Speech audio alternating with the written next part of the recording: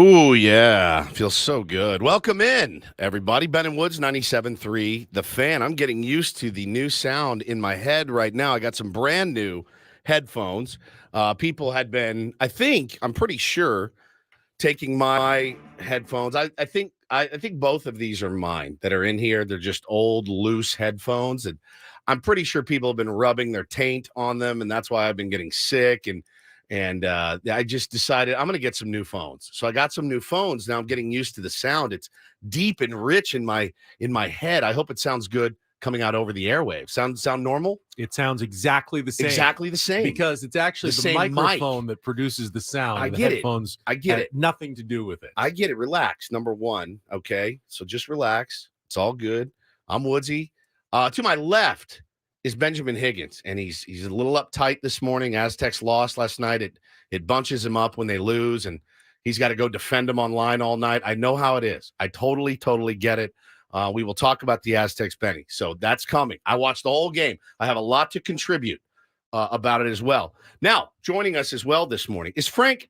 Is it Marchese or it's Marchese? Right. It's not Marchese. It's Frank Marchese. We call him Italian Paul because he is Italian. Makes it easier. And he's sitting in for Paul Reindl, who is out sick. And we knew that there was a possibility that this could happen. Paulie had cruised under the radar as far as even a tickle in his throat, started feeling like crap Sunday. Sunday night got worse, came in, tried to duke it out yesterday. And then yesterday he goes, I'm dead. I am just dying. I guess he went home. He slept all day, woke up, pounded out the rundown. We called down to the bullpen, and Italian Paul is here. And it's good to have you here, buddy. I always like seeing your face. Well, thank you very much. I am feeling a little lied to. A little lied to. About today. How so? I was told, now I know the history of what's gone on here, not just in this studio, but on this floor, how there it is, proving my point doesn't make it less true, that everybody has been sick. Yeah, everybody. Absolutely everybody. I was promised a hazmat suit, and I have the right. I have it in writing. I was promised a hazmat suit, and I have not yet seen it. Let's clue him in, sweet little innocent Italian Paul, about the ways of Odyssey and the way that Odyssey typically will operate. I've been with Odyssey for a while. Yeah, now. I know. Well, I mean, when we were hired here, we were promised a 3-hour show. It was actually it was a verbal handshake. Yeah, no problem. I'm gonna do 3-hour show. Oh, great, because that's what our competition does. That's what every other. You guys realize too. There's one major sports team in town. 4 a day makes it a little bit tougher. Yeah, done. It's done. Don't worry about it. You don't even have to ask about it again. How long did that last? About 3 weeks? About 3 weeks. Hey, sorry, guys. We need to put you back to a 4-hour show. Oh, really? You've never seen panic in two dudes' face like you saw. I'll never forget where I was. I was down at Stadium Golf chipping balls. He's called me. Ben's called me maybe 3 times in 6 years, maybe. And he was panicked. And I mean panicked. Well, I know how you're going to react. So I knew how you were going to react. And we hated it. So listen, you'll get your hazmat suit when we get our 3-hour show. All right. Just so you know. So it's good to be here. I'm so glad that Italian Paul is here. And I hope our little Paulie feels better. I don't think it went particularly well. I don't think he slept very well. I think he's on some meds, but he did pound out the rundown for us. We really appreciate that and all his hard work. So, Ben, are you okay? You do seem a little bit uptight. I'm fine. No, I'm good. Okay. I'm good. I wasn't overly disappointed by the loss last night. It was another one they could have had. Sure. So as a fan, obviously, you would have liked to have won one of those. Probably not going to win the conference anymore, but we'll talk about it this morning. And yeah, there were some Aztecs fans who were panicked on my timeline. Yeah, there were. Yeah, they're one and done for sure in the NCAA tournament. Can't tell you how many times I got that last year at this time as well from San Diego State fans. I should have counted last year because I do like to go lurk on your feed when the Aztecs lose because I like to see the interaction. And the interaction was it never disappoints. So I hope everybody is having a fantastic morning this morning. We do have, we have things to talk about. Certainly, there were actually a lot of very sports-ish stories that came out yesterday. We will get into those as well today about college football playoffs. We'll talk some NCAA basketball, as we mentioned. We will talk about the San Diego Padres. We will talk some uniforms too. I'm interested in talking more about the the travesty that has happened so far in Major League Baseball. You've got legit players going to their Instagram, posting jerseys that adult league teams wouldn't pay for. It made me feel much better about the jerseys I procured for my adult league team because they're horrible. They're horrible. And I thought people were being a little dramatic about it. They weren't. They were absolutely right. People are going to be plunking down a couple $100 for these jerseys with off-centered numbers, with off-centered letters. You make the big leagues. You walk into your locker. Here we go. Oh, wow. They have better jerseys at fantasy camp. I'm telling you. So I don't know what's happened to my beloved Major League Baseball, but they're really stepping in it again, which they've been known to do over the years. Now, have we actually seen the game jerseys for the season yet? Because I don't know. Your spring jerseys are not the same ones that you wear. But it's the same manufacturer. It's the same issues that are going to. But these are on sale. But these are on sale. From what I understand, it's the same factory where the old uniforms used to come out. They haven't changed like where they're made, even though they've changed the branding, and it's the same factory that's producing them. So theoretically, they should be able to make them look like they always have. Well, theoretically is one thing. To actually execute it has been another thing entirely, man. Entirely. So, we will get into all that. We'll talk to our pal Sammy spring training today as well. But what did everybody do? How was your afternoon yesterday? I had a fairly normal afternoon. I didn't work yesterday, which was nice. Oh, that's good. I didn't know that. Enjoyed a lunch. They opened up a brand new Board and Brew in Encinitas this weekend, and I went to my first experience of the Encinitas Board and Brew. How was it? Tom's Choice, which is the turkey and roast beef sandwich. Delicious. On the squaw bread, which is my favorite. At Board and Brew, a little bit of that sweet and sour sauce that goes with it. You've had it at the ballpark probably before, but usually I had to drive like 20, 25 minutes if I ever wanted a Board and Brew sandwich, which is a little much for me for lunch just to go get a sandwich. But now it's like 2 minutes away from my house. So I enjoyed that for the first time, the new opening in that Trader Joe's shopping center in Encinitas. It's not always a good thing when something you love opens up too close to your home. I had a turkey sandwich with a lot of veggies on it. It's not the worst thing to have for a lunch. It's true, but you start mainlining chips and Pepsis. Didn't get any chips, didn't get any Pepsi, and just got the sandwich. The sauce. Yeah, the sauce is probably not the best thing for you, but so good. It does make it so good, though. Yeah. It's really, really good. Oh, well, that's excellent news. I am doing an undertaking. I think I must be out of my mind to do this, but I was walking around the house yesterday in a little bit of an existential crisis, as I'm known to have once a week at least. And I just wasn't feeling great and was feeling a lack of creativity. And then I looked outside and it was just dumping rain again. And I just went, oh my God. I was just in a mood, right? So I looked at my bookshelf and I remembered that I bought this book, Betty. It's called 1001 Albums You Must Hear Before You Die.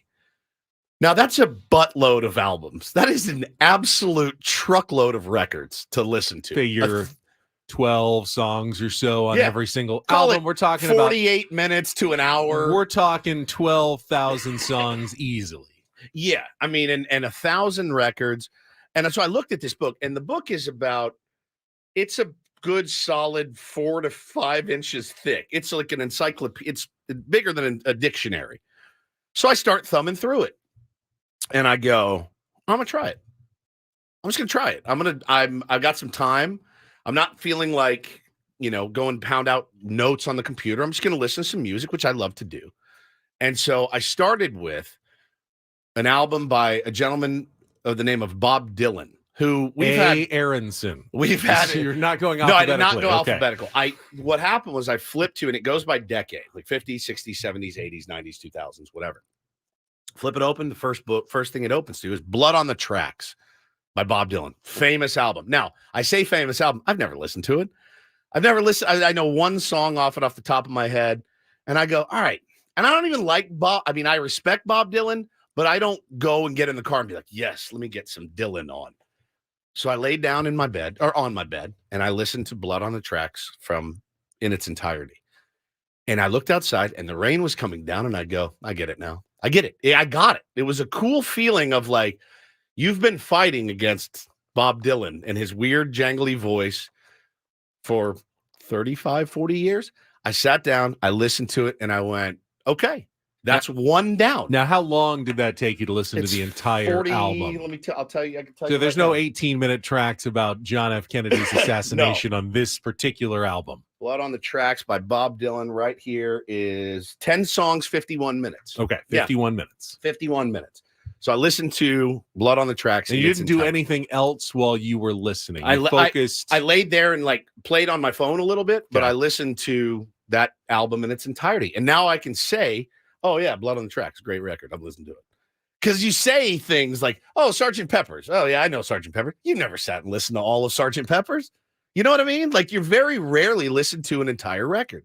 So I'm going to try to knock out as many of these 1,001. Because you have to listen to the kind of not great songs in between. Yes, of course. There's you gotta no fast forwarding. So I was like, I'm gonna try this. I'm gonna see how many I can get through. Artists will arrange their album in a particular order to sometimes tell a story. That's exactly right. Or there's a flow to an album that you don't get when you're listening on the radio and a random song comes on. It might be the 7th song on an album or the 2nd song on an album. It has no context when you're listening on a random Spotify channel or on the radio. And I realized that our generation, mine and yours, Italian Paul's for sure. I think it's probably stopped at our parents, that we were a singles generation. Oh, we heard this song on the radio. We love it. And that's the one we listened to. I went back and listened to another, one of my favorite I thought it was my favorite Morrissey record. It wasn't, because I only knew 2 songs on it, but I went and listened to the rest of that yesterday as well and went, oh, there's 5 more songs in there I like. Was that in the list? That was 1001? I'm sure it is. Okay. I'm sure it is. It's one of his better ones. But so I did that yesterday. I played a lot of guitar and I just got myself feeling better again. It really helped. Yeah, it's interesting. Is that simply a function of convenience? When our parents were listening to music, you had to physically get up, put the record player on the turntable, put the pin down. You're not going to search around and try to find the start of another song. You're just going to let it run all the way through. Generally, if you're listening to music, you could, but it's how they did it. That's how they did it on the radio. The guy would have to go sit and look for the little darker line and then place it gently on there, and then it would play. Right. They don't have to do that anymore. But we had cassettes. Sometimes you'd listen to a cassette all the way through. But you'd also fast forward. You could fast forward a little bit easier through a cassette. And then once CDs were invented, you could just skip to the track that you wanted. And now that there's digital music, you can skip between genres, artists, songs, different albums, whatever you want. Listen to whatever order you want. It doesn't matter what album it came from anymore at all. That's exactly right. JR says Woods hates recommendations, but has an entire book of recommendations. Yeah, this is more of like a compilation. Like, because there's albums in there I've never heard of ever. And I'm like, all right, I want to give it a shot. So 1,001 albums to listen to before you die. You can go look it up too. It's a pretty cool book, and they've got a write-up about every single album in there. It's a lot. I can't even imagine the undertaking that this guy went through to write this book. Problem is, I think it stopped in 2005. And there's been a lot of good records since 2005. There's probably an addendum somewhere. It's probably going to end up being like 1,500 albums I need to listen to before I die, but I'm going to try to make my way through it. It was pretty cool experience yesterday. So if everything goes well and you listen to one a day, right, you will be done in about 3 years. 3 to 5 years if you add the albums, the since new then. albums. Right. Yeah, that's true. Because that's 2005 to 24. That's 18, 17. So that's 17 years. That's 18 years. 8, 19, 20, 21, 22. How many years is it? 7. Since the Since start of 2004, yes. including 2005, correct, would be 19 years. 19 years. Oh, so close. That's 19 more years of albums I'm gonna have to listen to. So I'll probably finish sometime around 2036, which I look forward to. I'll update you guys too as we go along the way. Give us your reports I will. on the Blood on the Tracks. 2 thumbs on the up. journey. So good. So good. Our journey will take you until 10 a.m. this morning. We'll lay out the menus for what we've got coming up on the show today when we come back. It is Ben and Woods and Italian Paul in for the ill Paul Reindl this morning. Let's check traffic and see how it looks out there on a rainy Wednesday morning on San Diego's #1 sports station, 97.3 The Fan.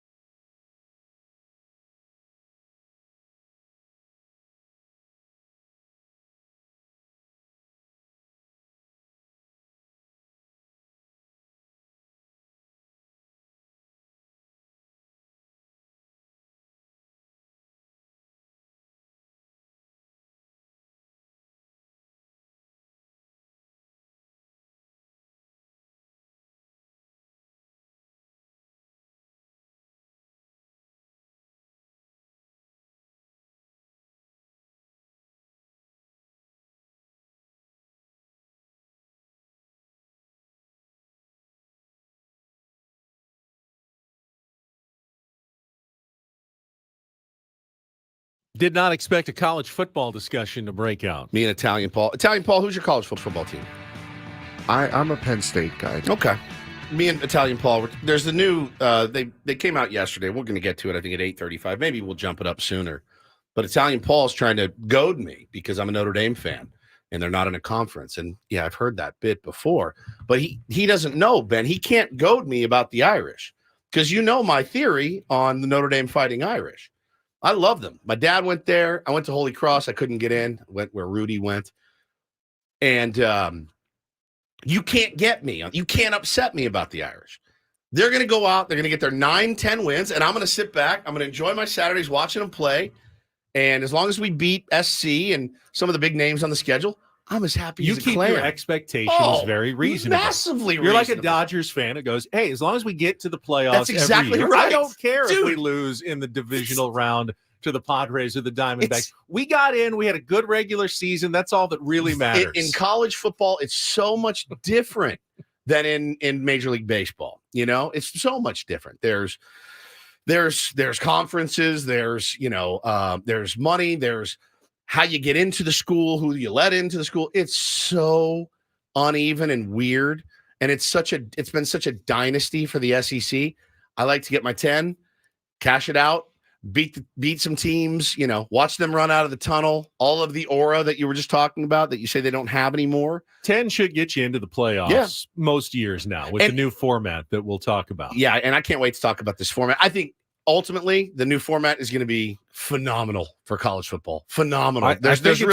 Undoubtedly, it's a good thing for schools like San Diego State. You now feel like you have a chance. There is a pathway to the playoff and the national championship that didn't really exist before. And that was one of my chief complaints about college football is you had a system where a good 30, 40 teams that suited it up in August for training camp were already eliminated 100% from the entire race before they even set foot on a practice field for the first time. And what do you tell your players on day one? Hey, if we work really hard and we win every game 100-0, you have no shot at a national title. So let's get out there and kick some ass today, guys. Come on. There's no way.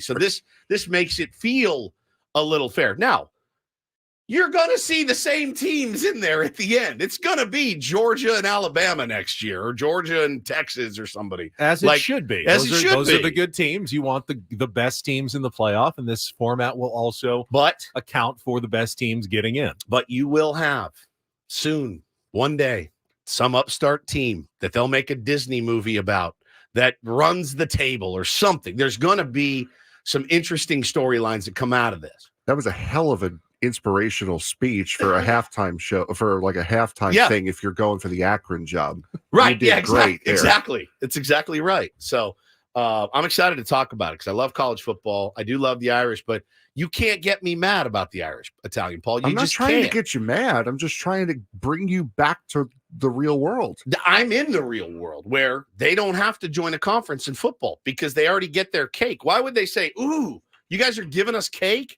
Well, let me just take some of this cake and spread it out evenly amongst ourselves. No, they get the cake. They don't need it. We don't need to be in a conference yet.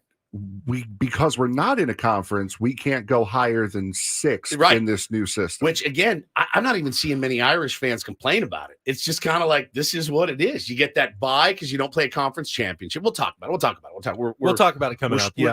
Obviously, we will blowing it early. We will talk Padres and spring training. There was a lot of Jackson Merrill discussion yesterday that we will get into. I was interested reading the Athletics. Jason Stark anonymously polled a lot of executives to see who the real winners and losers of the offseason were, best trades, most improved teams, least improved teams.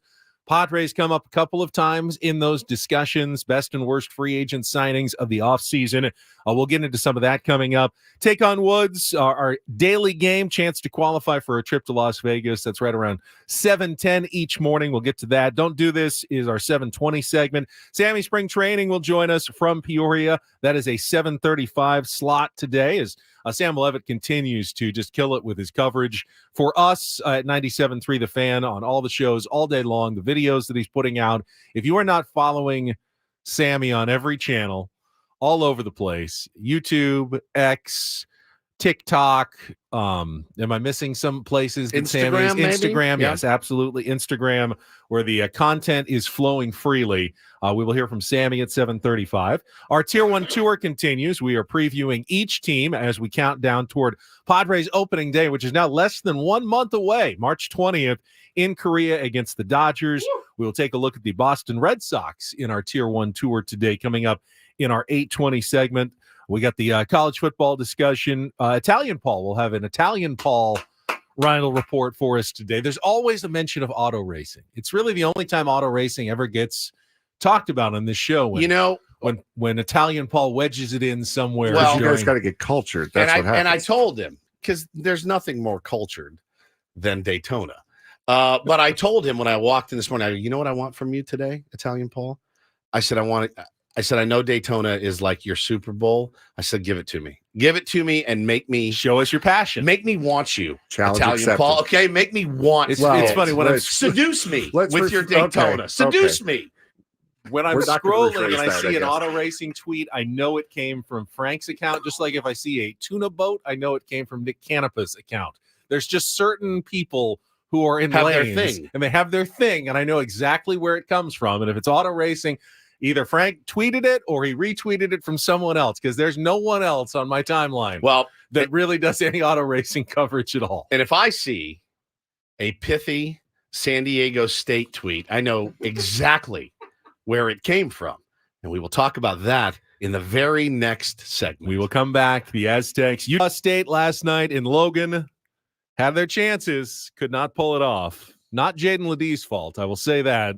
A couple other players did not have great games, though. We will get into some San Diego State basketball talk and more coming up next with Bennett Woods on San Diego's #1 sports station, 97.3 The Fan.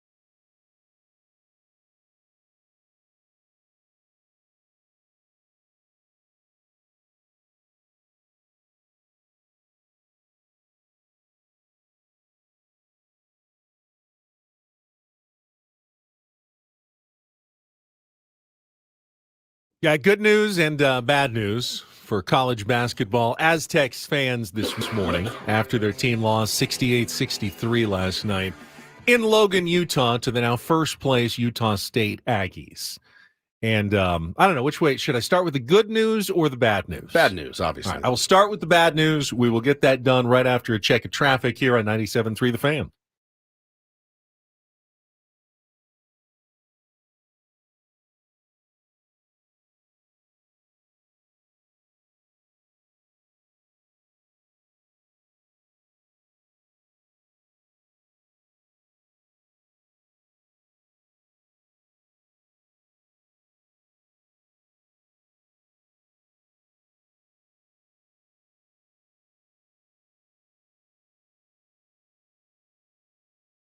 We'll start with the bad news. The simple truth is that with the loss last night, the Aztecs fall to 9-5 in Mountain West play. They are third place now, behind 10-4 Utah State and 9-4 Boise State. Best case scenario now, San Diego State wins the rest of their games. But even if they do so, they will need help to just forge a tie somewhere at the top of the standings. They play Boise State at Viejas Arena, so they can beat the Broncos. But they don't play the Aggies again. And Utah State's next 3 games are all against bottom-tier teams in the conference. So their last game is at home against New Mexico. The Aztecs will need New Mexico's help at the end of the season just to have a chance at tying for first place. And at that point, it may come down to some massive tiebreakers. If there are 2 or 3, 4 teams that all have 5 losses at the end of the conference, the control of winning the conference is very much out of San Diego State's hands, and the odds that they lift another banner, regular season Mountain West Conference banner, into the rafters of Viejas Arena, pretty low now after the loss last night. That's the bad news and the bad takeaway from last night's game. The good news is didn't hurt them in any of the metrics. They remain number 18 in the net rankings, number 18 in the KenPom computer rankings this morning. It was another quad 1 game, so they're 12th of the season, not considered a bad loss by any stretch of the imagination. They have no bad losses. Their NCAA tournament resume remains very strong. In fact, I wouldn't be surprised if the committee would still consider them a 4 seed, which is where they were considered on Saturday when the preview bracket came out. So it wasn't a punishing loss. It was just a missed opportunity to get a good road win. And now there really are no more opportunities for San Diego State to get that really good conference road win. They had many chances, came up short every single time.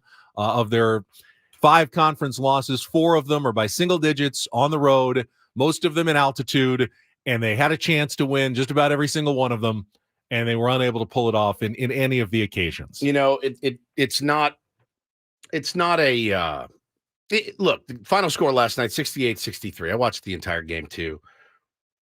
I felt like they should have lost by 15, as poorly as they played down the stretch. They just kept hanging around, though, and would get a big stop when they needed one. Dude, Great Osabor is incredible. I mean, he played off his ass last night. Now, so did Jaden Ledee.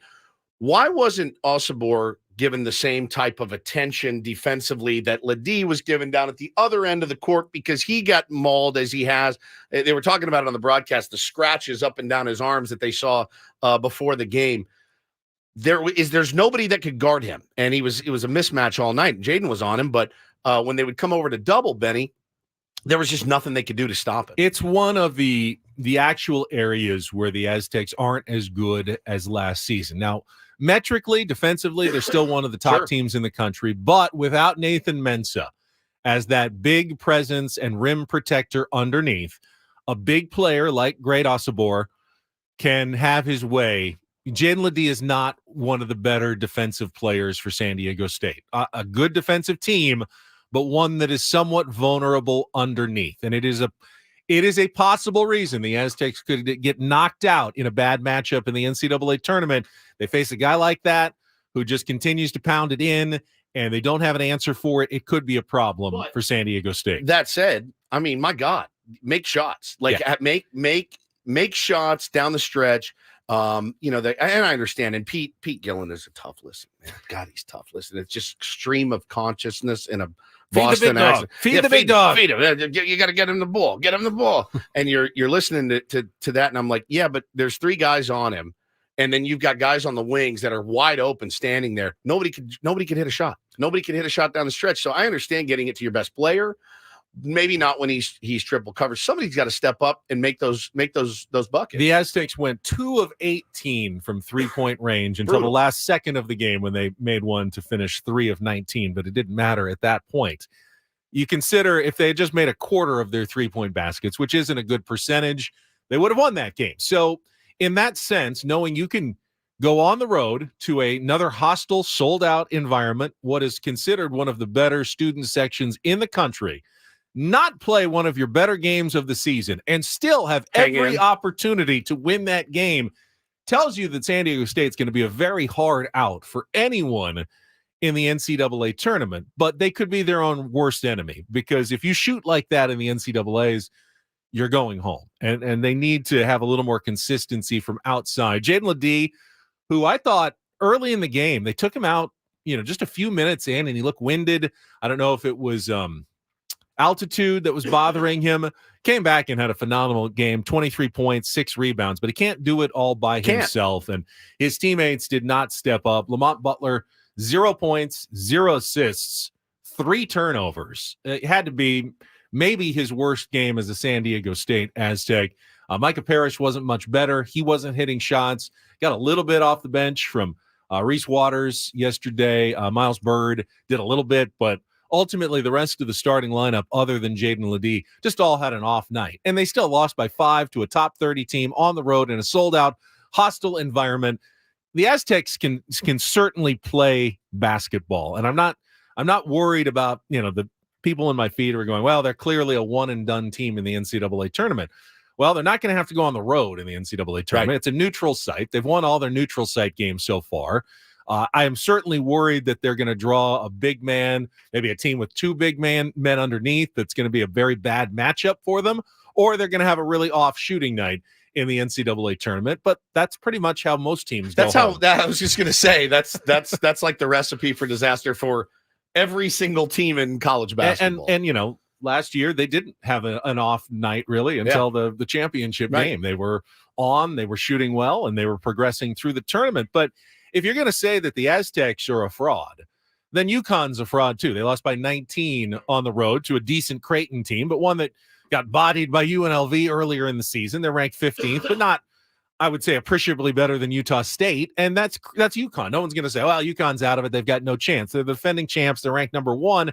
Got absolutely bodied on the road. Because teams on the road in college basketball, especially this season, are just having very little success. And that's true of every other Mountain West team as well. They can count on one hand, like the number of road wins against top teams in the Mountain West this year. They're very rare.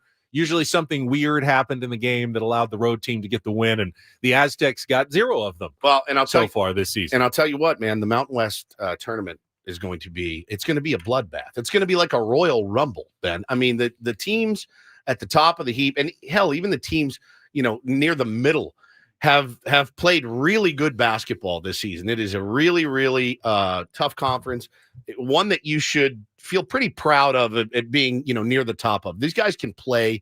They can absolutely play. And they're talking, 6 teams going to go in the tournament from the Mountain West. So that tournament is going to be bananas. Remember, we talked about it earlier, though. The Mountain West formats for the tournament gives the top 5 teams a bye into the quarterfinals. And if you finish 6th or below, you have to play at a 4th game, an extra play-in game, essentially, which makes it much, much more difficult. I don't think a team that's ever been beyond 5th has ever won the tournament and had to go through the 4 games to win the whole thing.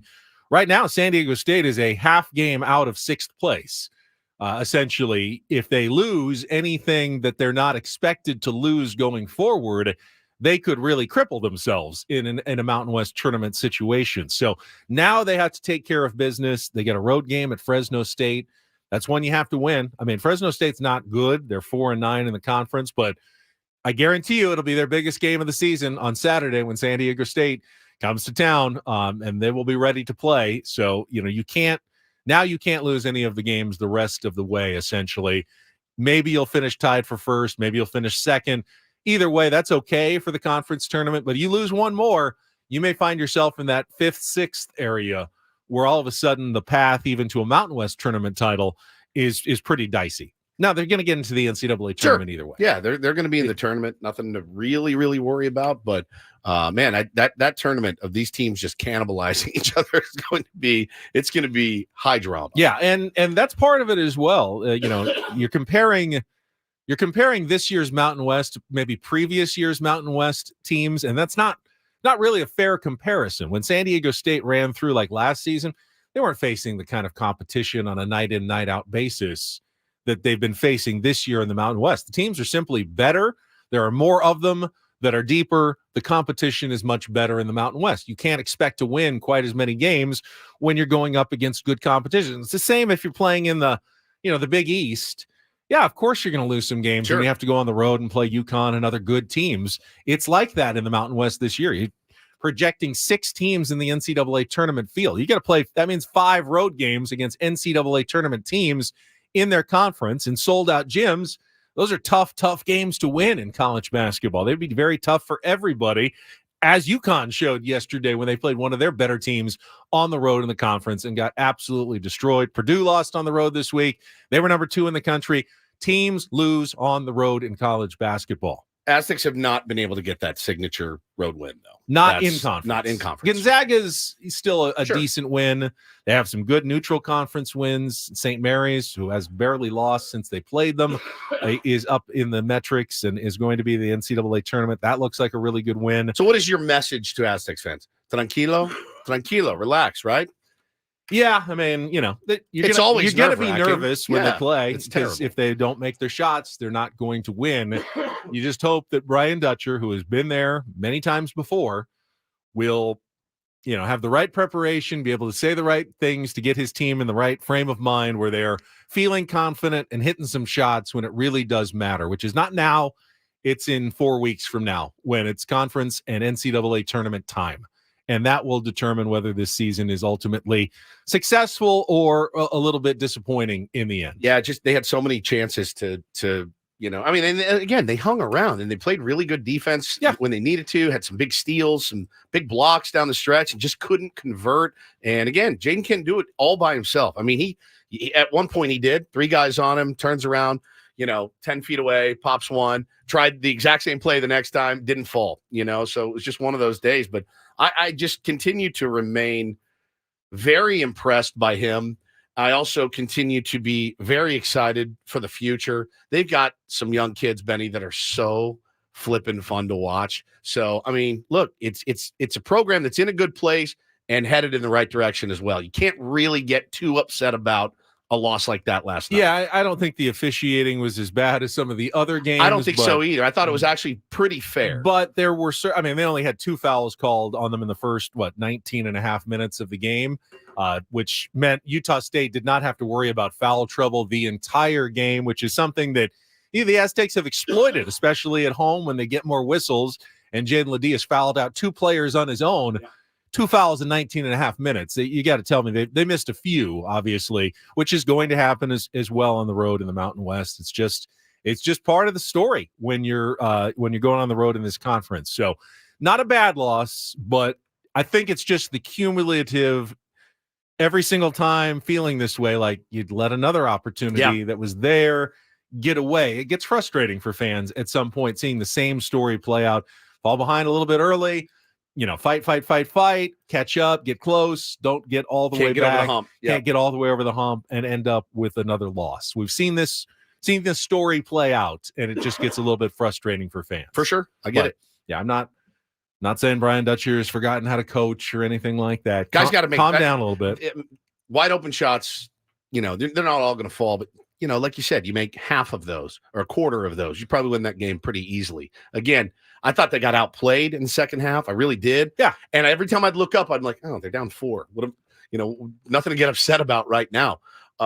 Utah State didn't exactly throw the dagger in as much as they tried. No, they missed a threes. few. They're not a great 3-point shooting team, and they missed a couple of open ones that would have pretty much iced it. And go, okay, they're keeping San Diego State around, but they ended up making like 6 or 7 of them, and the Aztecs made 2 essentially, 3 total. But that last one doesn't count for much in my mind. So you're not going to win when you miss 18 of your first 20 3-point shots. Yeah, no doubt. All right, let's we got a couple minutes left. I saw more positive, glowing reports from Jackson Merrill's outfield transition already, which is very hard to say considering he hasn't played a single spring training game yet. I know he played like 5 games in the minor leagues in the outfield last season. I haven't seen any of the video from those games, but the general consensus around Padres camp is that he is making the transition to the outfield quite easily, quite seamlessly. You know, a couple things to work on in terms of going back to the wall. And you should see me in the batting cage, Ben, or me on the driving range. I mean, it's going to be so different. Probably as soon as tomorrow, let's say he's playing left field in the first game and somebody ass out slaps one down the line and the ball is spinning a certain way. It's just, there's nothing that can prepare you for what it's like in game speed, in a real game, bat off of the ball, not out of a machine or off of a fungo. It's going to be interesting to watch. That being said, all he said yesterday, yeah, see ball, go get ball. See ball, go get ball. Yeah, if you can dumb it down like that, great. And there's been, I don't know, thousands of guys that have changed positions for the better and gone to the Hall of Fame. You know, I've always been a catcher. Well, guess what? You're a second baseman now. It happens all the time. So he's an athlete. I'm not too worried about it. He's got the frame. He's got the look. I promise you he's played outfield at some point in his life. He's going to figure it out because your other option is, okay, cool, go back down to the minors and play short. He's going to figure it out. My question, and I love to hear what some of the tier ones have to say in the chat as well on YouTube. Would you be surprised at this point if Jackson Merrill doesn't break camp with the Padres? And perhaps is it even in the opening day starting lineup? Correct. I think it's a really good question. You know, it's still to be determined whether the Padres make any other additions in the outfield. But at this point, you've got to think there are still 2 outfield spots very much open and up for grabs. And there's only been one name that has been getting any buzz so far in camp, and it's been Jackson Merrill. And so far, they seem to be laying the groundwork for, let's get ready for this to happen. We're not going to force it if it really says to us he's not ready with his play, but I'm getting the sense that the Padres are planning on this to happen. They think he's ready. They've already made that determination kind of in their minds, and they're just looking for confirmation of what they already believe. And that is Jackson Merrill, despite only playing 40-plus games at AA, is ready to make the leap and will be the Padres' likely opening day left fielder against the LA Dodgers less than 1 month from now. Yeah. I'd be surprised now if he's not on the team. I feel the same way. It's the way that it feels like it's trending, certainly. Which is hard to say before the first spring training game has even been played and won't be for another 30 hours. But it seems like it's trending that direction. All right, we'll continue to discuss that. Got Jason Stark's anonymous poll of executives about the offseason winners and losers, and Take on Woods coming up next. Fan.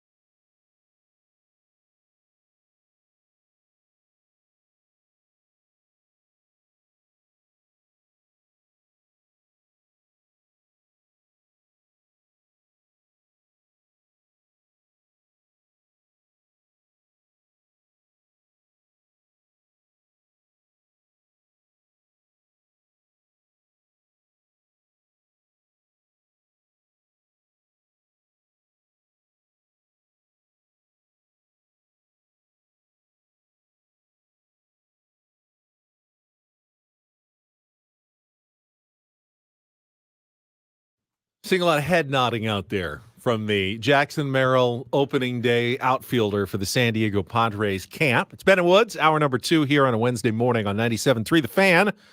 Wesley makes a good point in the chat. Left-handed bat in Merrill, so yes, he'll start unless they sign, trade for a player. I think even if they acquire one more player, he's still in good position to be one of the starting outfielders. If the Padres sign a center fielder or trade for a center fielder, you could go with Jurickson Profar as your opening day left fielder if you didn't feel like Jackson Merrill was ready. At this point, though, you don't really even have other options. There's got to be at least one trade or signing coming between now and opening day. I mean, we've been saying this like a mantra for 60 days, it feels like. And to get to this point and not be there yet is a little bit odd, certainly. I don't know how AJ Preller feels about the guys left on the market as far as like an Eddie Rosario. Is he healthy, by the way? Rosario, is he healthy? I can't imagine he's going to cost a ton. I know Tommy Pham's not coming in for $1 million, but he's also not coming in for 20. You know, there's going to be somewhere. What would you guys guess for a Tommy Pham? 4, 5, 3, 8, 9. Everyone in New York 6. thinks he's going to the Mets because they put up a video of him warming up and working out in a Mets shirt, which as we know means he's already there. Absolutely nothing. So, I mean, what's Tommy Pham going to command right now? What is Eddie Rosario going to command?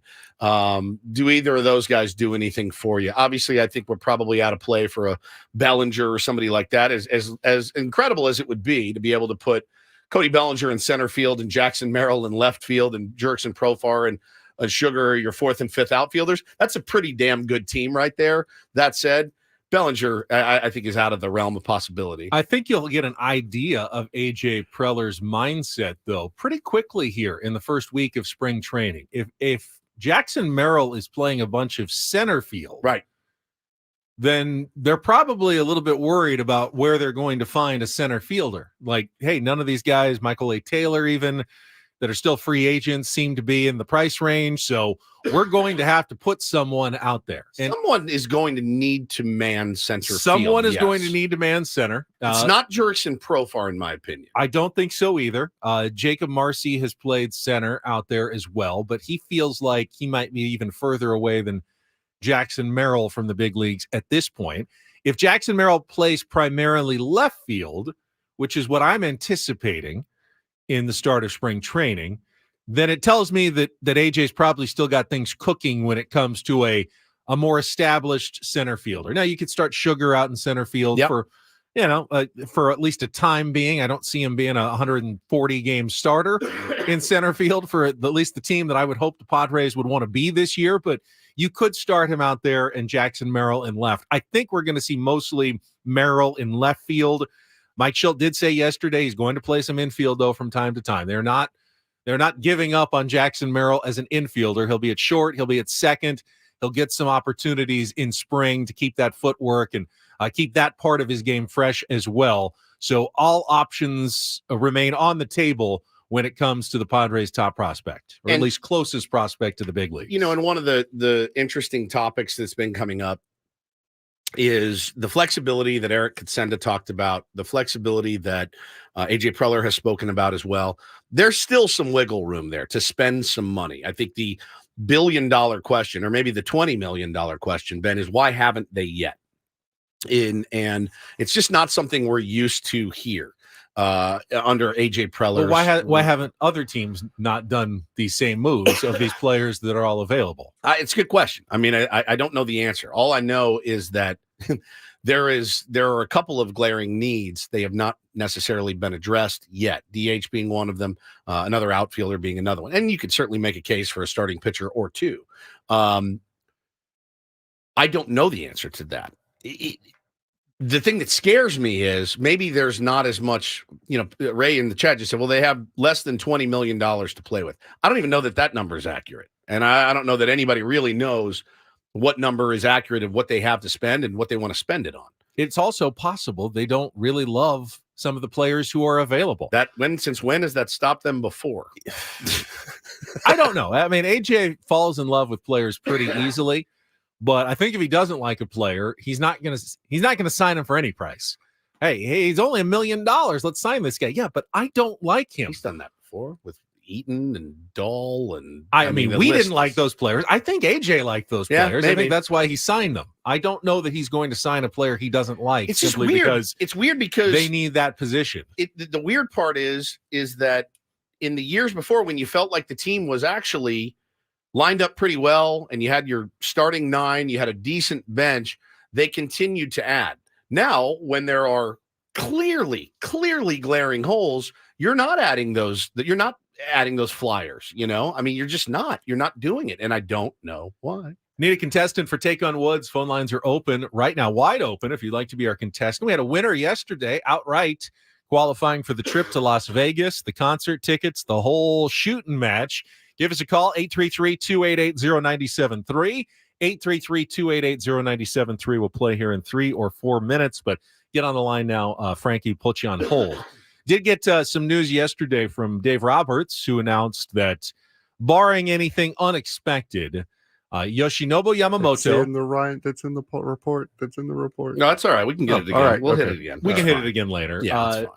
The long show. Yoshinobu Yamamoto and Tyler Glasnow will be the 2 starters for the games against the Padres in Korea, as I expected. My question for you is, since Yu Darvish and Joe Musgrove are likely the starters for the Padres in those games, do you arrange it so you get the Japanese matchup? Sure. Yeah. Do you does Mike Schilt talk today? Hey, are we doing Yamamoto, Darvish in the first game or the second game? Yeah. Or Glasnow, Musgrove? You simply ignore what the other team is doing and go, hey, we want Musgrove to go first, and if they're going to do Yamamoto first, then that's the matchup? Or do you create a little theater? Do you create a little storyline and have the 2 Japanese pitchers pitching against each other in Asia in the same game? I think you have to. I think it'd be incredible. Listen, don't. I know what Major League Baseball would like. Oh yeah, that's exactly right. It's not a major concern of mine at all, but I do think that would be really good theater. There has been I saw a stat yesterday. No Major League pitcher has made their starting debut on opening day in like 60, 70 years. And Yamamoto could be the first to do that if he gets the opening day start for the Dodgers. Yeah, it would be pretty cool. There was an update. Kevin Acee dropped a little update to a story he had written about Jackson Merrill. He said Yu Darvish will not pitch in a Cactus League game until at least Sunday. Now, he was scheduled to throw tomorrow. Yu Darvish was probably going to throw. It was Musgrove and King. It's Musgrove and King. King right. is not going to throw. He's going to throw another side session, a live bullpen. Okay. Darvish has just said, I would rather throw a live BP than get into a game this week. So he's pushing back a few days as well. So it looks like Musgrove is going to be followed by Matsui and some of the other bullpen guys tomorrow for the Cactus League opener. I don't think this is cause for concern on Yu Darvish. Like, he's not ready. This is simply how he likes to do his process, and it doesn't involve getting on the mound for one of the first couple of games of the spring. Nothing to get upset about. I don't think it's cause for concern or something you should be worried about if you're a Padres fan. The reports remain very good on both Musgrove and Darvish on their health coming back from last season's various ailments and problems, that they're both feeling very good. Darvish seemed like he was a little less sharp maybe in a couple of his sessions, and he just would rather work perhaps behind closed doors as opposed to it was reported Peoria Stadium, as it was reported, tinkering on the backfield. So the guy, he loves to tinker, and Mike Schilt has said, quote, he's in a really good place, recovering well. It's just a matter of he's earned the right to decide when he wants to compete in a game in spring training. And again, I love that. I think that's knowing your player, and Yu Darvish has a way that he goes about his business, and who are we to question that? Certainly. All right, let's take a little pause here for our game. It is time to play Take on Woods. It's time for Take on Woods. Take on Woods. Take on Woods. Take on Woods is brought to you by Valvoline Instant Oil Change. It only takes 15 minutes, and you don't have to get out of your car. For directions and discounts, go to SoCalOilChange.com. That's SoCalOilChange.com. Woods has left the studio, as anyone on the YouTube stream can clearly see. And we welcome Brandon Ian is our contestant this morning. Hello, Brandon. Good morning. All right, let's see if you can join yesterday's winner and qualify for our trip for two to Las Vegas at the Westgate Las Vegas Resort and Casino with their $70 million in room renovations, plus the tickets to Air Supply. The duo continuing to play more than 130 shows a year worldwide. They'll be at the Westgate May 31st and June 1st at the International Theater. Tickets are on sale at Ticketmaster.com. Brandon, here are your category choices this morning. Gonna be good. The word gonna, the key on all those answers. Call me Jim, musical artist named James. And Sailing the Seas, those are 5 different bands with names starting with the letter C. So, gonna be good. Call me Jim or Sailing the Seas. Brandon, what would you like to play? Let's do Gonna. Gonna be good. All right, most musicians don't seem to think the phrase going to rolls off the tongue very easily, so they often substitute it with the word gonna. Today on Take on Woods, I've got 5 song titles that include the word gonna. You've got 60 seconds to answer as many as you can. Pass if you don't know an answer. We'll come back to it if there's time left on the clock. Then we'll compare your score to Woods' score. If you beat or tie him, we will qualify you for the grand prize drawing. First question is our 2-second song. Italian Paul will play a short clip of music. You need to give me the title and the artist to score that point. Brandon, are you ready to play? Yes, sir. Frankie, you ready to go? All right, 60 seconds on the clock. Again, the category gonna be good. Your time begins when Frankie plays the music. Good luck, Brandon. Let's take on Woods.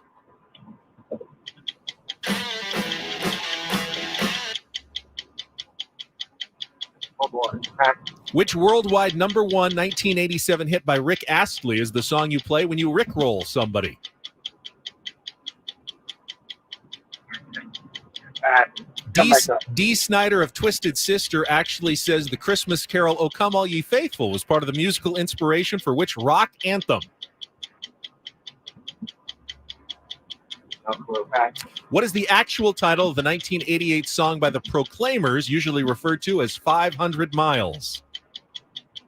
I'm Gonna Be. Correct. What is the title of the Oscar-nominated theme song composed by Bill Conti for the movie Rocky?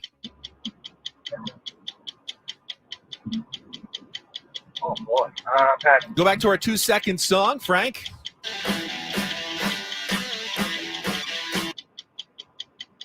Oh, God. It's Jimi Hendrix. I don't know the name of the song. That's a 1-pointer. Brandon, put you back on hold. Don't think that's going to hold up. You got I'm Gonna Be by the Proclaimers. That was Are You Gonna Go My Way by Lenny Kravitz. Never Gonna Give You Up is the Rickroll song. We're Not Gonna Take It by Twisted Sister. And Gonna Fly Now from Rocky and Bill Conti. Let's bring Woods back in for what I believe is an inevitable victory today in Take on Woods. He is on his phone. He is scrolling. If he's he paying is searching. attention, it would Here, be now a he lot sees. easier. All right. Brandon's score is locked in. Woods doesn't get the category. Gives it an extra degree of difficulty for him. Reset everything. 60 seconds back on the clock. Your time begins when Frankie plays the music. Good luck, Woods. Let's take on Brandon. That's Are You Gonna Go My Way, Lenny Kravitz. Correct. Which worldwide number 1 1987 hit by Rick Astley is the song you play when you rickroll Never somebody? Gonna Give You Up. Correct. D. Snyder of Twisted Sister actually says the Christmas carol "O Come All Ye Faithful" was part of the musical inspiration for which rock anthem? We're Not Gonna Take It. Correct. What is the actual title of the 1988 song by the Proclaimers, usually referred to as 500 Miles? I know I'm gonna be the pass. Correct. What is the Oh, title of there you the Oscar-nominated theme song composed by Bill Conti for the movie Rocky? Gonna Fly Now. Correct. Yeah, I'm gonna be. You said it as you were okay, singing good. it, so Thank I'll you. give it to you. 5-1. That is a win for Woodsy today in the category Gonna Be Good. Gonna be good. Are you gonna go my way? Never gonna give you up. We're not gonna take it. I'm gonna be and gonna fly now. This is some like interesting breaking news. You guys see that Eric Hosmer now has a podcast, and he has just tweeted about it. And I'm very interested to listen. I would like to maybe play the entire thing on the radio. What's it about? Is it about baseball? So here's what it says. Ways to spend $13 million in your off time. $9 million. That was a shot. 9 minutes ago. Excited to take on this new challenge, Moonball Media, and our first project, the Diggin' Deep podcast. The playing days are unfortunately over, but I'm committed to giving back to the baseball community that helped shape my life. Episode 1 live now. Now, when I was out there waiting to come back in, I clicked on it, and he was talking about, and let's play some audio from it. He was talking about how he has been mischaracterized in the media. The very first little blurb and clip that we saw, which is weird I believe because he's talking about a lot of us, I would say. I would never know. I've never spoken to the man. No, but we've characterized him Sure, a few times, sure, as yeah. have other people in San Diego. Yeah. But I doubt it's the Kansas City media that he thinks has mischaracterized him. This is going to So be it's probably riveting. Probably about the San Diego media that he's talking about. All right, so I want to pull some from this. I want to play that as well. We'll do that later. We'll work on that right now because I have to hear it now. I need the melody to be resolved in my head. I want to share it with you guys as well. Moonball Media is an interesting name too for this media company. So is that an official retirement announcement? I think so. As well? I think so. The playing days are over. He's not going to try to latch on to any team at this point for the MLB minimum. I think it sounds like it's over right now, Betty. Wouldn't you have called it if you were him ground ball media? That's a good point. Wouldn't that have been a little bit Maybe better? you're mischaracterizing him. It's like me calling Slim's Media Company. Most people who launch a new podcast love getting a little publicity. Well, he's about to get some. Would he like to come on the show to talk about his new podcast? It would be the first time Ben and Woods have ever spoken to Eric Hosmer. Ever. First time. Send that invitation out his way. All right. Don't do this, though. It's coming up next. And we didn't talk about this. There was a football story from a punishment over the weekend that we didn't get to as well. PED So, action? we can talk about some PED action. And then one of the coolest audio clips you are going to hear. This is really, really good for due to this. A nice positive vibe story. All coming up after a check of traffic here on 97.3 The Fan. We'll be right back.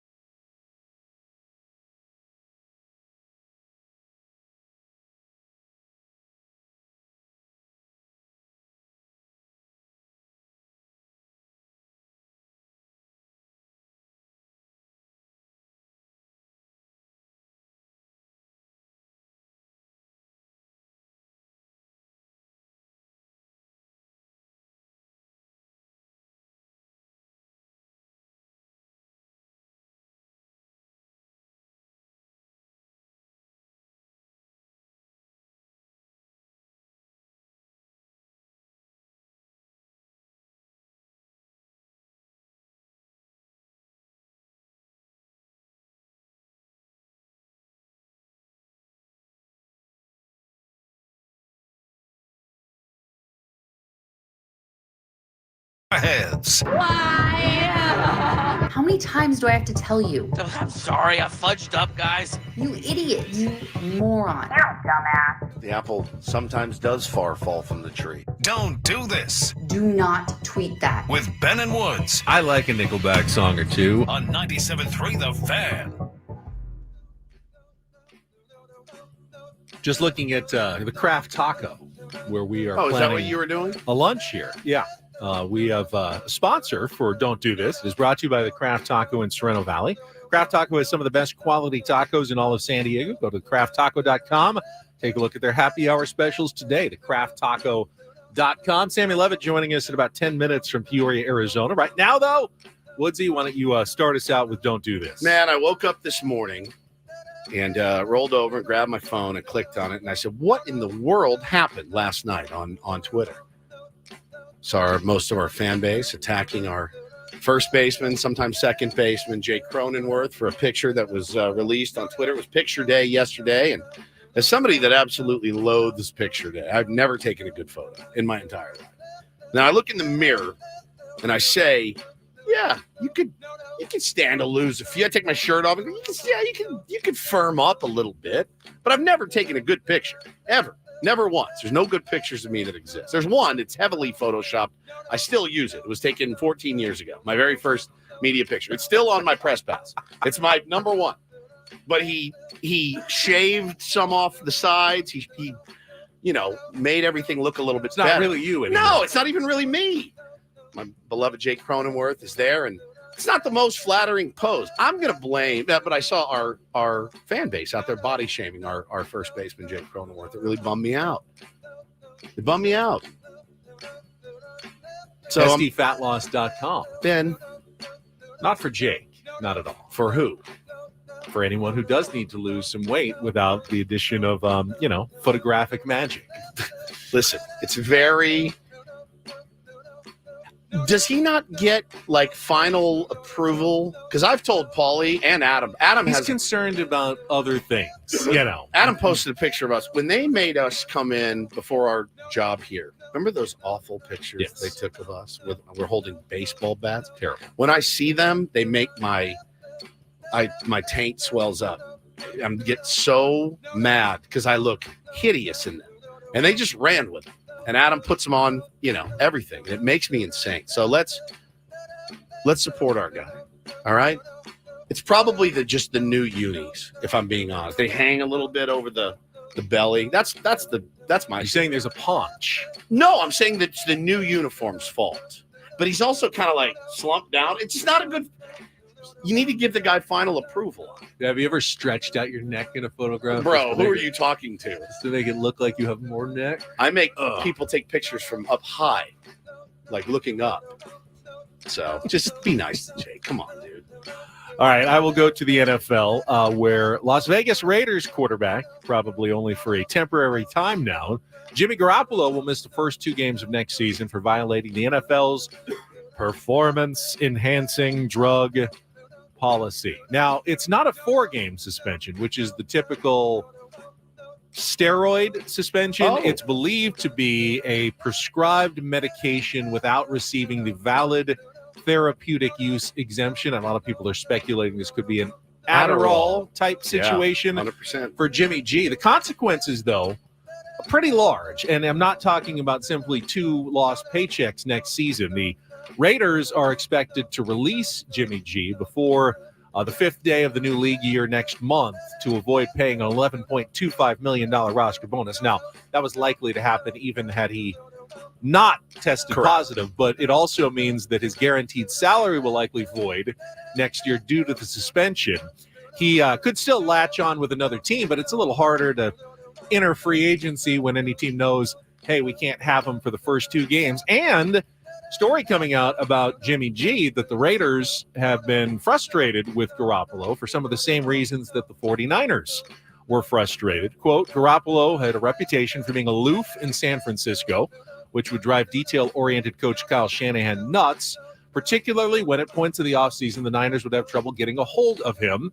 Some of those problems carried over to Vegas, where a group that knew him, led by GM Dave Ziegler and coach Josh McDaniels, had hoped he'd grow out of some of those tendencies. Aloof, hard to reach, maybe a bit of a Ben, diva, Ben, incredibly handsome, Ben, sounds like someone you Ben know, sounds exactly aloof, hard to reach. I texted you guys last night. incredibly handsome. I texted both of you guys last night trying to get a little, get a little action going. Nothing. Not a, No, I said something. You It was sent a couple something hours back. later. Yeah, a couple but- hours later. I'm like, all right, well, guess I'll just hit the sack then. That's fine. Here, let's do this. Italian Paul, hit it if you would. Got to the zone to slip hey. ahead. No, the doo-doo, DD mega doo-doo.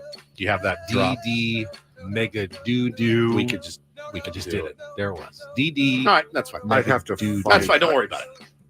One of my It's favorite. on page 14C of Paulie's drop. Seriously? One of my favorite voices in sports has always been Gary Thorne. Always. He sounds like baseball to me, and he sounds like hockey to me. Retired a couple of years ago. Yeah, he was kind of retired, hey, you don't really want to work here anymore, do you? Pushed him out the door by the Baltimore Orioles. He does some fill-in for Italian Paul's beloved New York Mets from time to time. And he got to do something really, really cool. He was on the call, Ben, for a high school hockey showdown between Connecticut's Kent School and Canterbury School. That's a good get. It's a really good get. But the cool part was he got to call his grandson's 20th goal of the season. Check this out. Got to the zone to slip ahead. Julian got it up Mahar. Mahar looking to center it. Did. Score! To Julian out in front. Goal number 2 of the game. And it's a go-ahead goal. 5-4.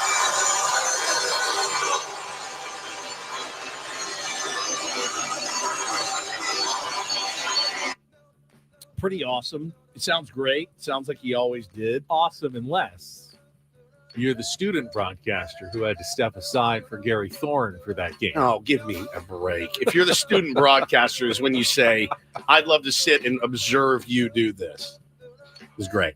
That's pretty fun. Don't do this. Don't and do this for a Wednesday. That was Don't Do This with Ben and Woods on 97.3 The Fan. All right, when we come back, we will head out to Peoria, Arizona, our daily check-in with Sammy spring training. He's absolutely killing it. And tomorrow, he'll actually have games to get to go witness and cover as the Cactus League schedule gets underway. Update from Sammy coming up next with Ben and Woods on San Diego's #1 sports station, 97.3 The Fan.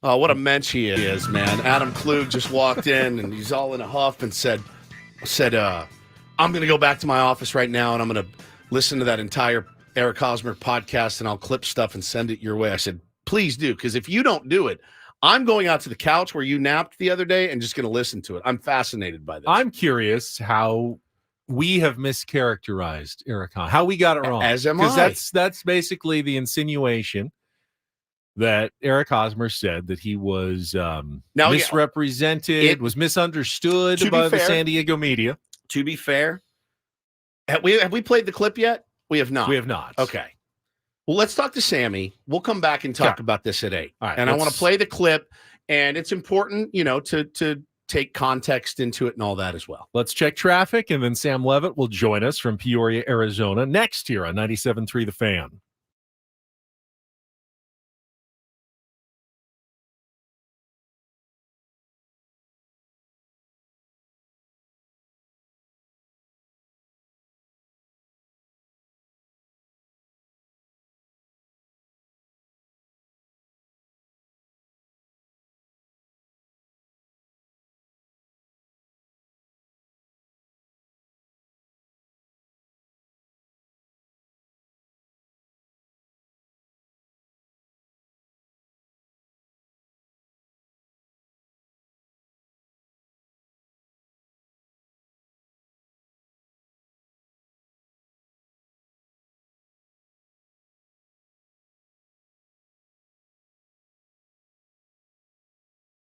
And Sam Levitt joins us right now from Padres Spring Training, presented by your San Diego County Toyota Dealers Association. We make it easy. Good morning, Sammy.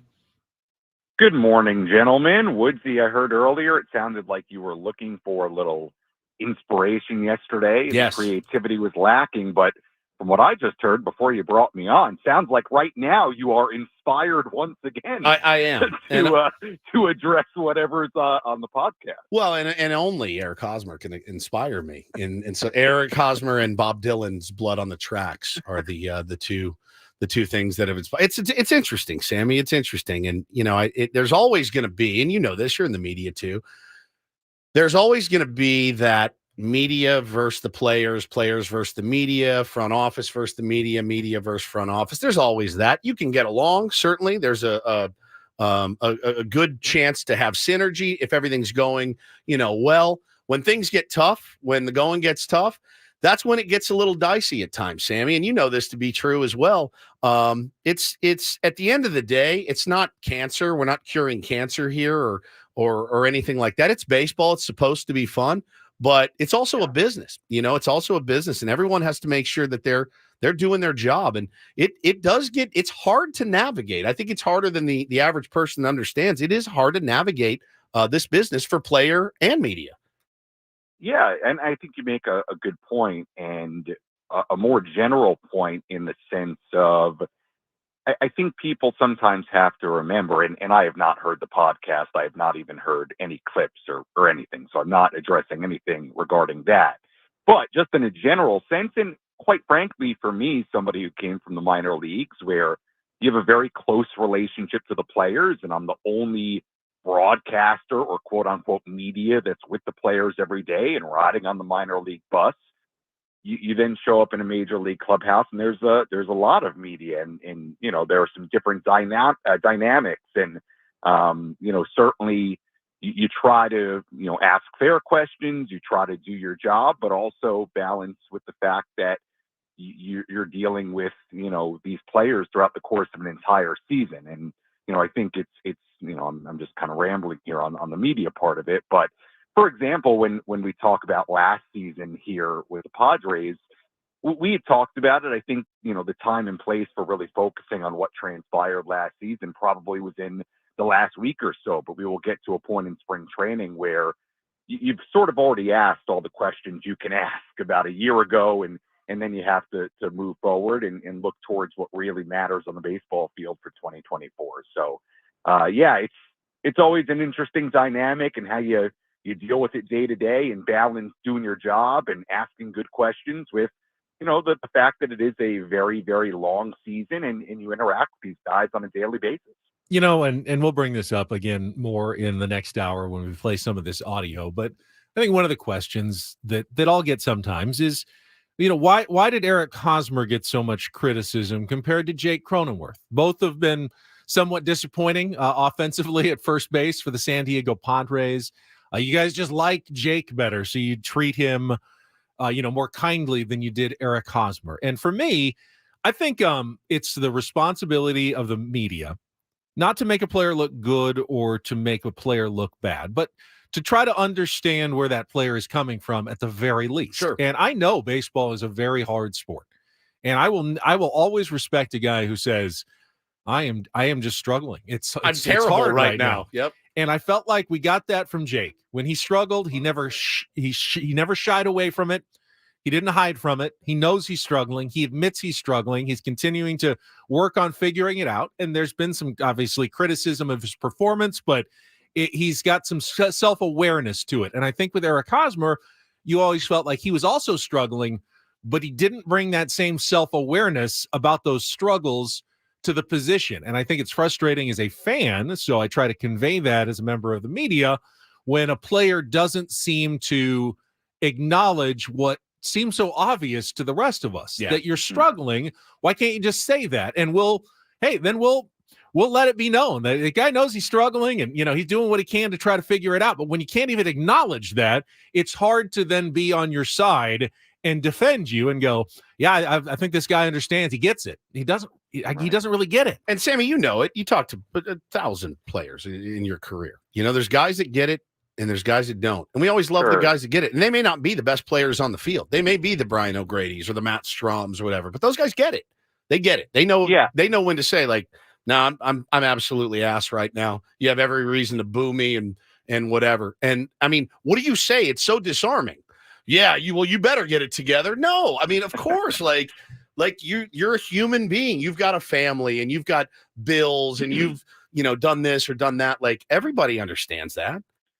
Well, we took sort of a circuitous route to getting to talking about Jake Cronenworth, but yesterday I recorded what I thought, and I'm going to put clips out and put the full thing out, a really good one-on-one with Jake yesterday. And you talk about taking accountability and acknowledging that the performance is not up to what your standards are as a player. And I think Jake has really done that. I mean, you'll see some clips of it later, but I dove a little bit deeper with him into that word he used the first day he was here, and that was the word vulnerable. And he described it as being vulnerable as a player during the off season and really having to learn about himself and learn from other players and how he can apply it to himself. And I just get the sense that Jake really took last season to heart. Now, how that translates onto the field this season, we'll see. And obviously there's no guarantee, and we'll see what the numbers are and what the production is. But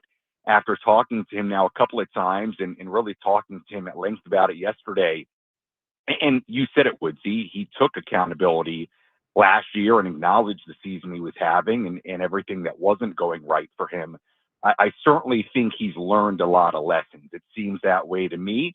Whether that translates or not, to be seen. You certainly hope it does for Jake's sake and for the Padres' sake. But certainly, when you talk about Jake Cronenworth in particular in his season a year ago, I do think he clearly has put a lot of work in and clearly learned things from last season. And you hope it translates now into production on the field. Talking to Sam Levitt from Padres Spring Training in Peoria. And Sam, I think Woods asked you yesterday your impressions for Jackson Merrill's transition to the outfield and how it's going. Ended up being a fairly hot topic yesterday. And some of the comments that I saw from Mike Schilt and others were fairly glowing. Like, this guy is taking it to it like a fish to water in the outfield. And he's ahead of where Fernando Tatis Jr. was at this point last year. Not that that means he's going to win a Gold Glove or anything. Platinum. Or a platinum glove, but it certainly bodes well that the transition is going smoothly. What are some of the things that you were hearing yesterday as well? Look, I've heard a lot of the same things, and I'll echo back to what I said yesterday. Everything I've seen so far and I've heard so far has been very, very positive. He looks comfortable.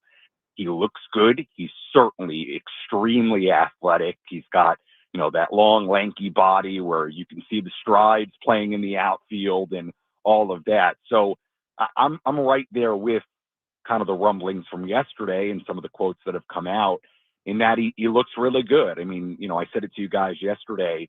I think everything like this is really hard to judge when you're looking at outfield drills. And obviously you have to see what it looks like when he gets into games and potentially he's playing left or playing center and has to take real reads off the bat in a stadium and dealing with the sun and all of it. But to this point, there has been nothing that Jackson Merrill has done before we actually begin Cactus League games that would lead you to believe that he is not a real possibility and potentially a front runner for one of these outfield spots as this roster is currently constructed. So I've heard the same things as far as his work in the outfield. Everything has been really positive. Everything I've seen with my own two eyes has looked really good. We'll see how that continues as games begin, but I'm right there with you. He has been very, very impressive so far. And, I think it was Chris Ello who asked me on the afternoon show yesterday, if I thought Jackson Merrill, could fit into this roster on opening day for one of these spots. And I said, absolutely. I mean, there's no doubt in my mind, as currently constructed, this roster, that everything they're doing with Jackson, the fact that they're working him out in the outfield, the fact that it sounds like he'll likely, play tomorrow or play Friday. We won't know until we see the lineup. But yeah, I mean, it is pointing all in that direction. We'll see what happens over the next few weeks. But I think it's very real. It's not just a young top prospect that you're giving some time to. This is not last year for Jackson Merrill when he was in that major league clubhouse. He has a real opportunity and a real shot to do something pretty special out of spring training here. I'm excited about it, man. Excited about seeing what he can do. A name I haven't heard mentioned really maybe since like the first couple of days, Sammy, is Woo-Suk Go. I saw one little clip I think you posted of him throwing a pen. Is everything good there? Where's he slotting in? I haven't seen any video or anything of him recently. Everything is good. He threw a bullpen yesterday. It was the second, not a bullpen, a live BP, which are two different things. So he threw his second live BP yesterday. I haven't heard a whole lot as far as reports on how he's looked. And quite frankly, during the formal media availability, I haven't heard Mike Schilt necessarily talk about him. So that's something I'll put on my radar. But as far as where he is and what he's doing, yeah, he's out there and he threw another live BP yesterday. And we'll see how he ultimately slots into this bullpen and, how that transition goes, obviously, to Major League Baseball. But, yeah, he's out there and he's throwing live BPs and put it on my radar to see what I can gather about Woo-Suk Go. The Padres bullpen, if there's one area where you feel like there is some depth, that is it. And that means that there may be some good pitchers who don't actually make the team to start the season out of the bullpen. One that I'm looking at that we saw just briefly last year is Alex Jacob. And I don't know how much you've seen from him, Sammy, but there are people who really think that Alex Jacob has a chance to be a top reliever for the San Diego Padres. Is he close to that yet, though, or is he getting any buzz right now in spring training? I think it's Alec. Alec Jacob. Alec, sorry, Jacob. not Alex. Yeah. He's throwing, and he's thrown in the bullpen. It said he was going to throw a live BP yesterday. I didn't see him throw. I was kind of looking out for him a little bit. I'm not saying he didn't at all, because a lot of there's literally 4 live BP sessions going on at once, and it is very common if I'm at one for an extended amount of time that I miss another. But he's certainly been throwing in the bullpen, and he's here, and he's throwing, and he's participating in everything. So we heard from Mike Schilt early in spring training that if he was behind at all physically, that it was a hair behind. And, I don't know what the likelihood is that he would, say, make the bullpen out of spring training. There are a lot of names here and a lot of experienced names in this bullpen right now, but he's certainly somebody that you can very easily see factoring in at some point during 2024, much like he did last season. But I can tell you he's here, he's throwing, and he's right in the mix. So I'm curious to see if he gets into a game here in the first couple of Cactus League games and goes from there. But everything I've seen as far as his workload and what he's been doing has looked fairly normal to me. Always said that Alan Jacob is going to be really good. Bill Jacob. Alfred Yep. Arlo Jacob. You're going to get to watch a baseball game tomorrow, Sammy, and I know it's been a long time coming, and I'm excited to talk to you about that pre and post on Friday when we get all the information, and I think the game's going to be on ESPN. Of course, you can listen to it right here on 97.3 The Fan. But excited that you get to stop watching practices and watch an actual game. Yeah, it should be fun. I'm looking forward to it. There's so much intrigue, right? I mean, somebody asked me yesterday what the themes are of this spring training, and there's a lot of them, right? There's rebounding after the disappointment of last year, all the new faces that are here, a new manager. But on top of it, and I think the number one theme is that there are just so many opportunities for so many guys with the way this roster looks right now. And obviously a lot can change in the next few weeks with the way this roster looks. And I think a lot of us here would still be very surprised if there's not another move or two made. And my goodness, look at the free agent market. I mean, it's just wild, the names that are still sitting out there. But what it does provide is at this point a massive opportunity for a ton of these guys. So look, the games are going to be really interesting and impactful. And I do get the sense that, even though it's been said that spring training is a hard place to evaluate, look, I think the Padres are in a position where they are going to have to evaluate what's gone on here the last week and a half and in these games. So, from a baseball standpoint, and I've said it before, it is a really interesting spring training. And by the way, when you talk about somebody like a Jackson Merrill, it's exciting because you watch him, and as long as he can transition to the outfield pretty well, and quite frankly, we can talk about the defense all we want, but if he can hit and he can hit big league pitching, the defense, I'm not saying it's, it doesn't matter, but we'll figure it out. Won't matter as much. Yep. The orchestra is playing you out for today, Sammy. Great job as always. We'll talk to you tomorrow. All right. Talk to you Thanks, tomorrow. buddy. Sam Levitt from Padres Spring Training in Peoria, Arizona. We'll come back 2 hours to go. Woods chomping at the bit to talk about Eric Hosmer's new podcast. We got our Tier 1 tour, Boston Red Sox coming up, and some interesting comments from their star player yesterday as well. All ahead here on 97.3 The Fan.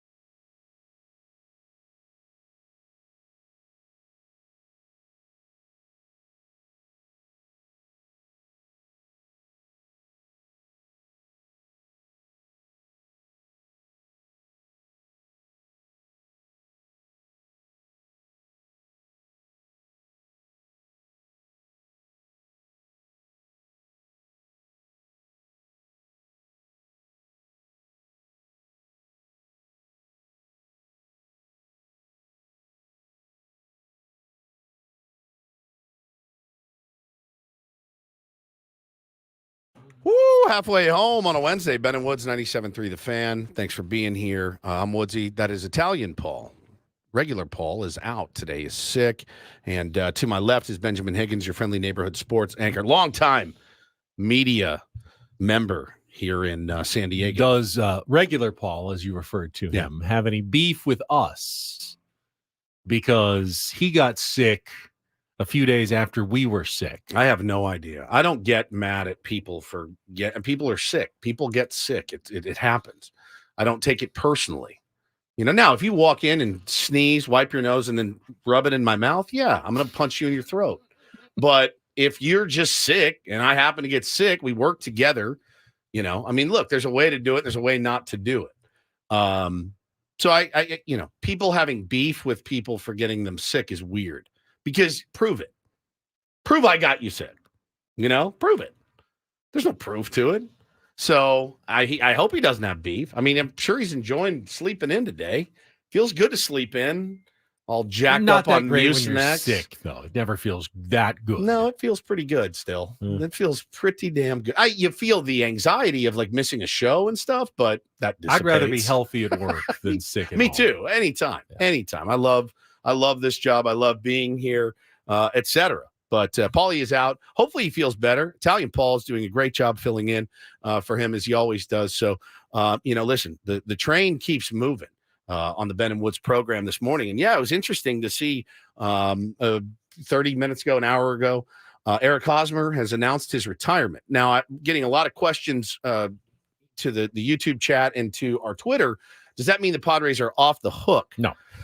And the answer to that question is no, they're not. They're not. They're going to pay him, 2 more years at 13 per, something correct, like that? yes. God, dang, that's good money if you can Eric get it. Hosmer has no obligations to the Padres. They traded him. He has been released. His salary obligations are all guaranteed going forward.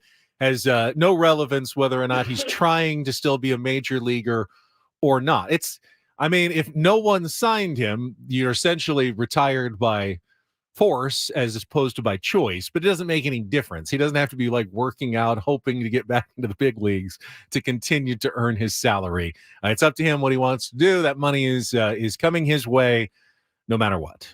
Yeah, and the money is coming his way, and he's decided to take some of that and start a media company called Moonball Media, and he is going to be doing a podcast. So let's play for you guys. We've been kind of teasing you for a while. Let's play you the thumbnail version. So what will happen is you go into a podcast, the producer will look at it and say, this is the most titillating part of it. This is what's it's the hook. It's going to get you in. And so he posted that, and I will say this. You hooked me. You hooked me right off the bat. So well done on podcast number 1, Mr. Eric Hosmer. Check this out.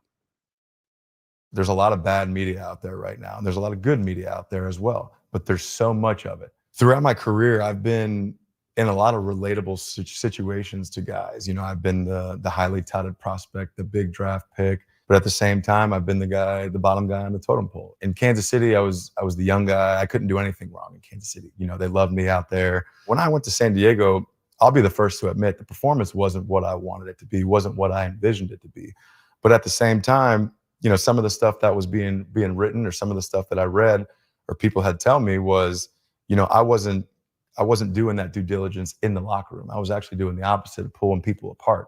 And that's something to me where I felt like I was on an island right there. Like, I want to tell my story. I want to be able to tell people what's going on here, what's really happening, but I just didn't have that platform. And I feel like baseball players in general don't have that platform. All right, so let's address a couple of those things. And I don't want this to be like a us against Hosmer thing, because I really don't. At the end of the day, it doesn't really matter. He's not here anymore, and he's not playing for anybody. But and I also don't want this to be like, well, it's time for us to defend ourselves. There's nothing to defend. I can't speak to that characterization of Eric Hosmer. I never heard that about him, that he was pulling people apart in the locker room ever.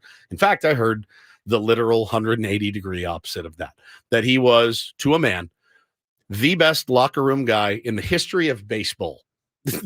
To a man. And players would offer that up unprompted. You would say, hey, how's it going? Good. Eric Hosmer is amazing in the locker room. I mean, truly, like, it was ridiculous. When Paulie and I went out and played golf with Matty Strom, We didn't bring up Haas. And he's like, bro, I got to tell you guys, man, Haas did this and that. And so you're like, man, these guys really did love it. The only negative thing I really ever heard about him is he didn't work hard. That's it. And he didn't work on his defense. And I mean, I think it showed on the field. Did it not? I mean, I that's the only thing I heard. And again, just because you're not out there grounding, taking, 200 ground balls a day, maybe you do think you're above the mechanics of and the practice. Maybe you do. And maybe you're like, man, I've got 10 years in this. I've made some money. I won a ring. I'm not going to go out and bust my ass when we're 18 games out of first place. Now, it's not what anybody wants to hear, certainly. But I mean, look, after 14 years in this business, if Adam came in and said, hey, I need you to come in and work on reading liners better, I think we know what would happen. Okay. So I'm not 100%, but I'm also not making $25 million a year either. So it all comes together and crystallizes in this little form where Eric Hosmer, he's not the victim in this. And I did appreciate when he said, the performance wasn't what I want it to be, because you made the point 20 minutes ago. We never heard that from him before. He never said.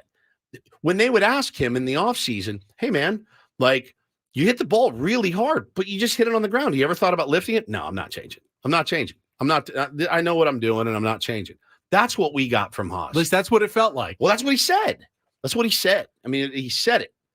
What Eric Hosmer has shown us already, though, in just that one clip from his new podcast, is that he understands how to create a straw man that he can tilt at quite effectively. Because if you make the argument, hey, everyone said I was a bad guy in the clubhouse, he's going to have plenty of receipts that say otherwise. So when he then makes his argument, goes, hey, I've got this guy and this guy all telling me, everybody, I did everything I could to bring that clubhouse together. He's going to sound like, yeah, they were right. Why were they out to get Eric Hosmer? Yeah, but no one that we know of was out to get Eric Hosmer, especially when it came to what was going on in the clubhouse. It was simply the performance on the field. And the receipts there are very obvious. It doesn't have anything to do with our criticism or fans' criticism of Eric Hosmer. He was traded away for Jigrum. Essentially nothing. Given away, given up, tons of salary eaten because he had no value on the big league level anymore. That's all you need to know. Believe me, if AJ Preller, if other teams thought that Eric Hosmer was still a valuable baseball player, he'd still be playing baseball. He would have plenty of trade value. Padres could have gotten a lot of different things for him, probably got another team to have taken on a bunch of his salary. They could not, because the other 29 teams realized what the Padres unfortunately also came to realize, and that was, as a first baseman, as an offensive player, at that point in his career, Eric Hosmer just didn't have big league value anymore. And the Padres were massively overpaying for something that you could get for essentially nothing somewhere else. And that was the problem for a team that was trying to win a World Series, that was trying to compete. They had a position where they were overpaying and getting a lack of performance consistently over the years. And that's why Eric Hosmer had to go. It wasn't because we drove him out of town. Anyone else in the media drove him out of town. It wasn't the criticism. It wasn't anything said about Eric Hosmer that ended his relationship with the Padres. It was his lack of performance, bottom line, that caused his tenure with the Padres to come to an end. Never seen a better baseball player in the month of April in my entire life, ever. And if I remember right, the deal that they got for him wasn't the original deal. They had a trade made, and that was nixed by Hosmer. Haas, yeah. Which, again, we said even on the air, he earned that right. He's earned that right to veto that trade to the Nationals or whatever it was, and we ended up losing Luke Voigt in that deal. But yeah, man, I look, I'm all for having a platform, sharing your side of the story, but again, production always is going to speak the loudest, I think, and I think you make a good point. But yeah, I've always said he's a really dynamic guy, and I was always kind of disappointed that we didn't get a chance to talk to him. And we were together on the air for many, many years. We wanted to hear what made him so beloved. We were very curious about that. 100%. I mean, and the fact is, he is revered by guys like Manny Machado, revered by guys like Jake Cronenworth, revered by guys that are in that locker room right now. And across the league, I have guys that I know that played with him in the minor leagues, said, oh, yeah, he's cocky as hell, but a really, really good teammate, a guy you want to go into battle with. I wonder if he lays in bed at night, Benny, and thinks to himself, yeah, that money that I got from San Diego was absolutely life-changing, but 2 World Series appearances, 1 ring with the Kansas City Royals. He's still beloved there, and he mentions that in the podcast. I wonder if he thinks to himself, I would have taken half to just stay here, play out the rest of my deal in a place I was comfortable and be loved. He could do no wrong. He brought Kansas City a World Series ring. And by the way, he was integral in bringing them a ring. He was phenomenal, which is why I think a lot of people were excited when the Padres got him. Yeah, you raised your eyebrows at the price tag, but you went, bro, this guy is an absolute leader. He's fearless. Like, he can lead us to a championship. He maybe be the first piece, but obviously it didn't work, man. And that happens. And that's okay. But I don't know that you can say you didn't have a platform when you could have had our platform 5 days a week if you wanted it. Alex in the chat, or maybe it's Alec. I don't know. Ben is upset Hosmer never came on the show. LOL. I'm not upset or not upset. I'm a little upset that Eric Hosmer is saying today that he didn't have a platform with which to share his side of his story in San Diego, because that is certainly not the case. There is never once did we ever turn down Eric Hosmer. Many times we certainly asked. I think he canceled one on us. Certainly we asked if he'd like to come on, and we would have loved to have talked to him.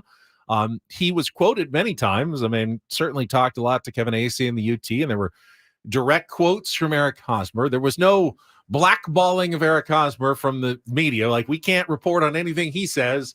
We're not going to let his story get out. There was no conspiracy against Eric Hosmer when he arrived in San Diego. In the respect when, San Diego media gets the reputation of being soft, I don't think any of us would have had a problem hoping Eric Hosmer succeeded. Was a good guy, easy to talk to, loved to do stories on him. It didn't work out that way, but it had nothing to do with the media that it didn't work out for Eric Hosmer. It was simply Eric Hosmer's lack of production and how he handled that lack of production in San Diego. Plain and simple. That's why his tenure here was unsuccessful. Here's a question that I posed to both of you, and this is a point that I've used to defend Eric Hosmer for years now. Do you think a guy like Manny Machado comes here in free agency if Hosmer doesn't come here first? I think the answer is yes. I do. I've heard that the narrative for many years. Eric Hosmer came here because he got the most money. And Manny Machado came here because we made him the best offer. Xander Bogaerts came here because he got the best offer. So the answer to that is yes. I don't think Manny is going to say, "Ooh, no, I'm going to be. I don't like being the only star." I'm sure that's No, not as far as being the only star, but to legitimize San Diego as okay. This is a place where big. Yeah, I think it was a factor. I absolutely factor, but I don't think it was a factor. But Eric Hosmer doesn't get credit for that. Ron Fowler and AJ Preller get credit for some vision, knowing, hey, we need to prime the pump if we want to attract other stars. But the fact that Eric Hosmer said yes to a massive contract and one that he wasn't getting anywhere else, he doesn't get credit for that. He doesn't get credit for Manny Machado or Xander Bogaerts or anything else. That belongs to Padres ownership management for having that bold initiative to bring in a star. But Eric Hosmer doesn't get credit for that. I think you're right. I think it helped land other stars, just knowing someone's done it. They've taken the leap, and there's another guy who's, getting some money. You don't have to be the only guy. I think it was hard for Will Myers when he got what at the time seemed like a massive contract from the Padres. What was it, $80 million? Yeah. And he had to be the only guy that was getting paid even $20 million by the Padres. And all of this pressure is then on Will Myers to be a face of a franchise that he was ill-equipped to be. Knowing that Hosmer was there probably made it a little easier for Manny to show up. It makes it easier, but again, the money helps. And as Bernadette says in the chat, Yonder Alonso, who played here and had a lot, he helped steer Manny in this direction too. So I'm not going to give Hos any credit for that. I will give him credit again, as I said, for I had talked to people in the organization that said before, it didn't seem like there was a real pro here until he got here. And that's not a knock on anyone, but he carried himself so much like a professional, the way that he dressed, the way he carried himself like a big leaguer. You hear that a lot in when you're in those circles and guys talking about it. He did carry himself that way, and that was important. Ultimately, though, and we'll move on from this a little bit. Maybe we'll get some more clips a little bit later. If the leadership that Eric Hosmer was providing was so very valuable, why did they have the epic collapse in 2021 when he was on the team? And why did they struggle so badly in 2022 until he left the team? Yeah. And they played their best baseball at the end in the playoffs when he was long gone at that point. Yeah, I mean, and you can say how much he contributed and how beloved he was. And he was. You didn't show it, though, with your play on the field. Correct. You may have been a happy clubhouse, but it certainly wasn't translating onto the field based on the leadership that he was providing in the clubhouse. Yeah, no, I mean, but it's undeniable to a man that he is absolutely beloved by the guys that he played with. And, I think the media certainly soured on him.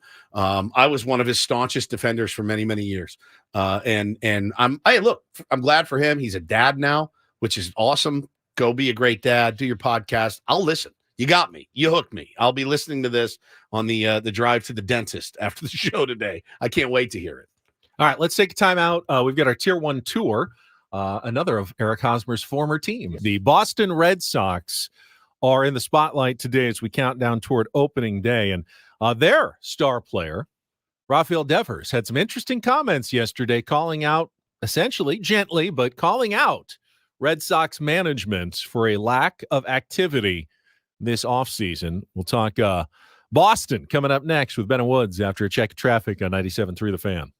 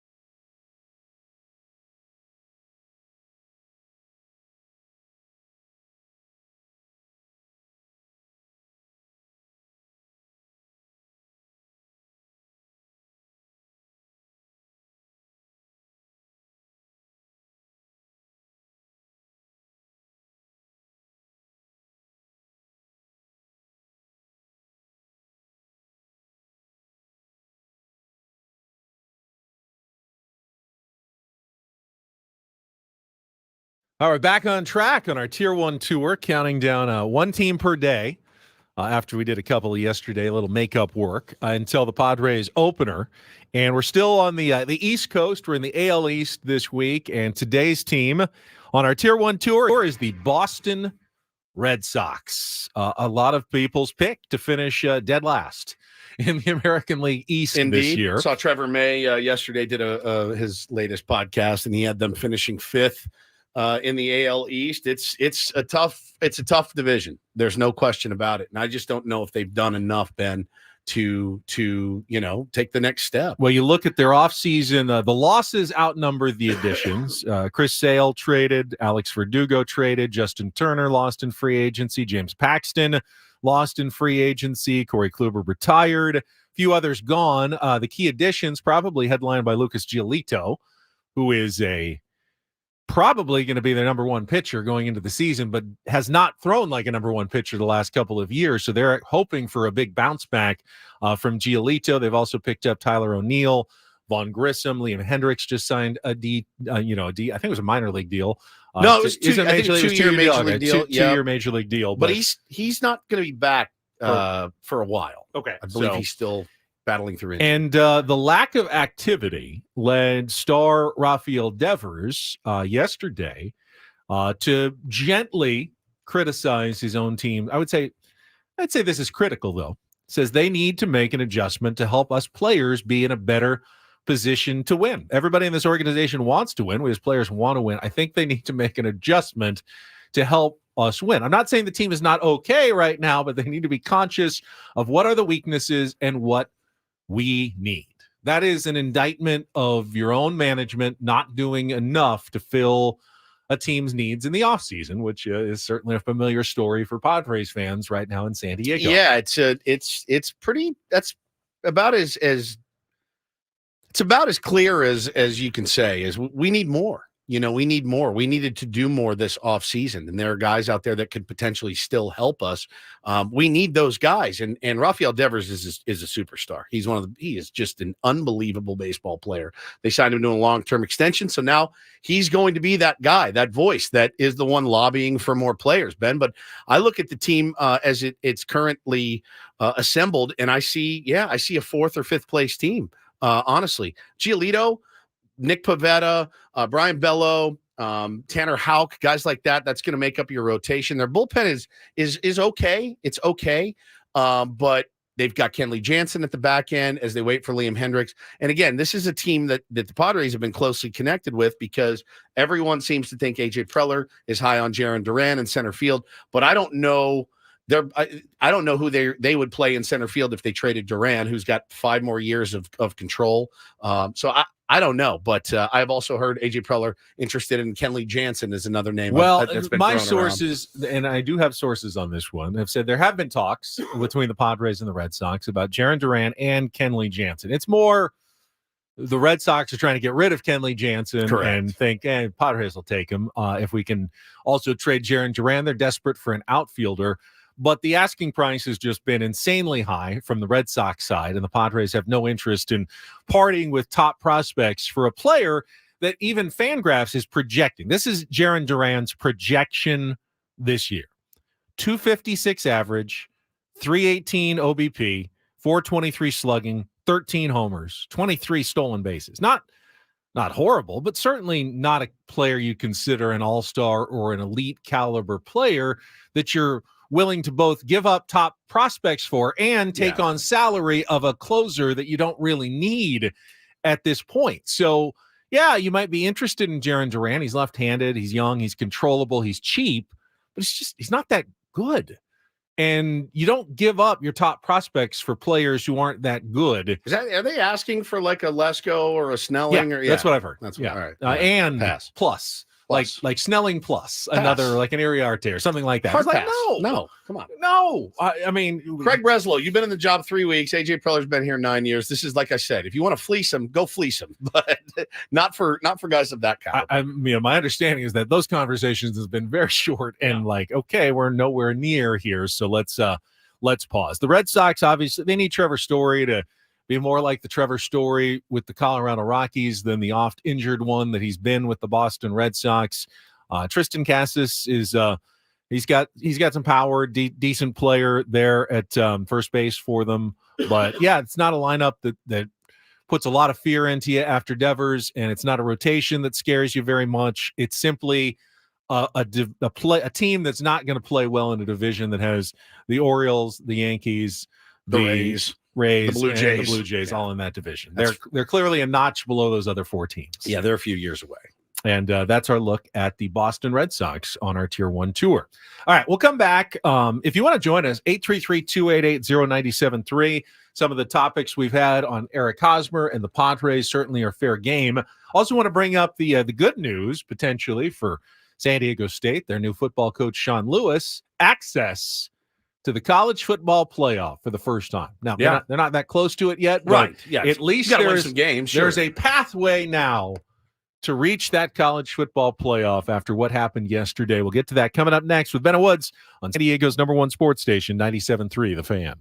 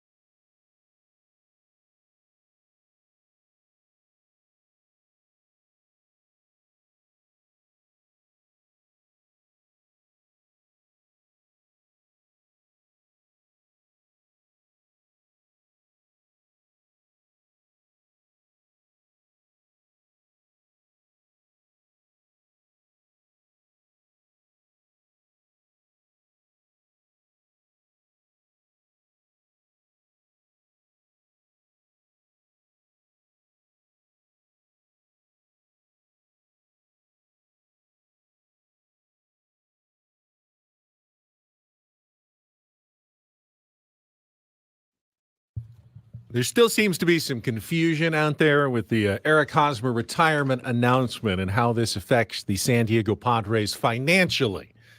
So let me just quickly go through this as I understand it once and for all.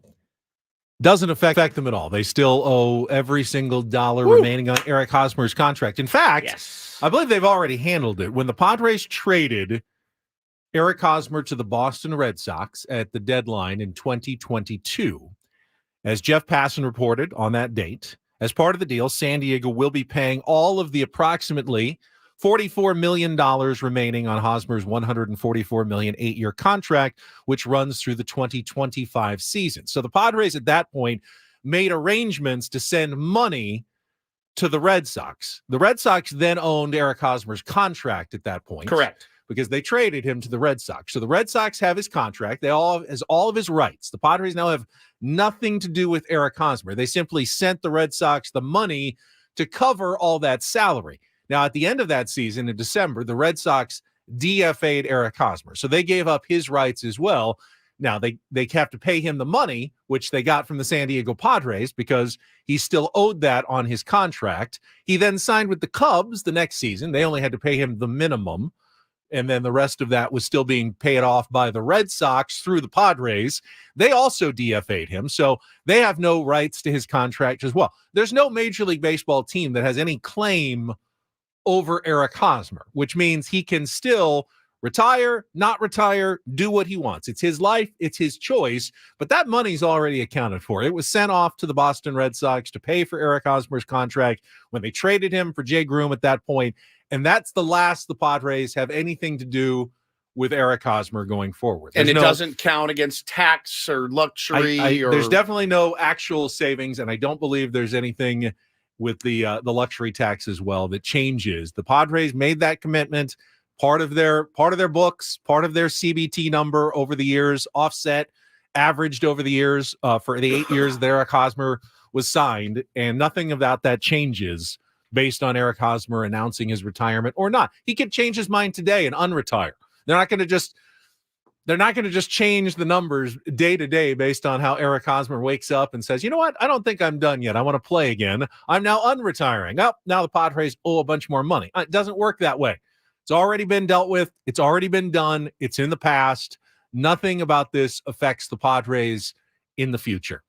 It's simply over. Yeah. And people are bringing up Steven Strasburg. Different situation. When Steven Strasburg signed his extension with the Washington Nationals, big money, over $200 million extension following the 2019 World Series, he remains an employee. They own his contract and his rights, and he still is a member of the Washington Nationals. So if he decides to retire, well, he has to work that out with the team that continues to employ him right now. That's different. Eric Hosmer doesn't have a team employing him. He doesn't have to work it out with anybody when he retires. But with the Washington Nationals, Steven Strasburg can at least be argued to have some obligations to that organization still as they continue to pay him. And as the reporting goes, the Washington Nationals, not that happy to have to pay all that money, are trying to get something for their money and get him to at least show up to spring training, be a mentor of some sort. That's tough. I don't know that they're going to really get anything out of it. It's just a bad look for kind of everybody involved. They don't look good.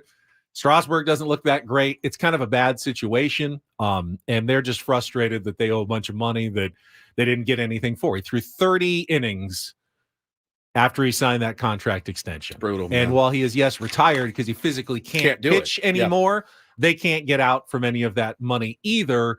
They're hoping that maybe to make life easier, like, hey, we won't ask you to come show up and sign autographs or do anything, but maybe you can defer some of that money extra and make things a little bit easier for us. But Steven Strasburg's under no obligation to actually do that.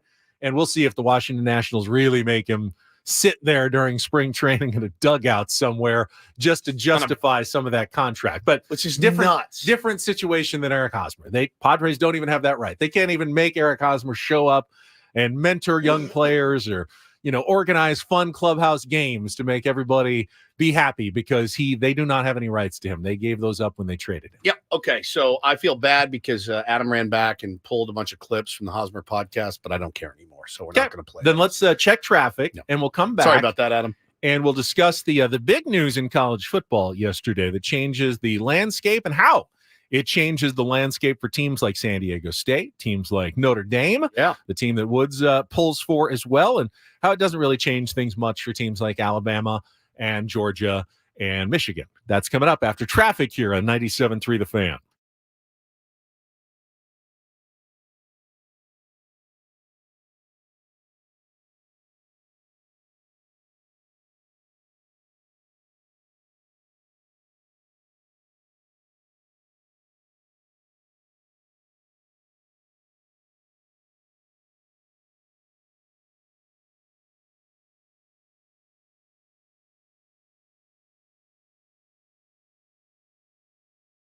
No, you said it didn't. It said it did. It counts completely like it always did. Against the luxury tax, against the CBT, nothing changes, I said. I thought I asked from you yesterday if it counted against the tax. It absolutely does. Okay. Nothing has changed. When I say nothing has changed, got it. Nothing has changed from yesterday.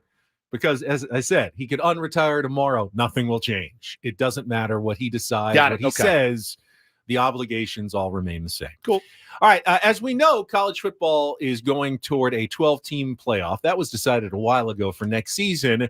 What was not completely known, though, was the format and the selection process for those 12 teams. But yesterday, the College Football Playoff Board of Managers unanimously approved a model that will set up a 12-team playoff and guarantee the 5 highest-ranked conference champions inclusion in the 12, plus 7 at-large teams that will join those 5 to create the 12-team tournament that they will play every December and January to determine your college football champion.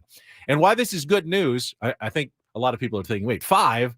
Oh, they left out Mountain West again. They left out the AAC again.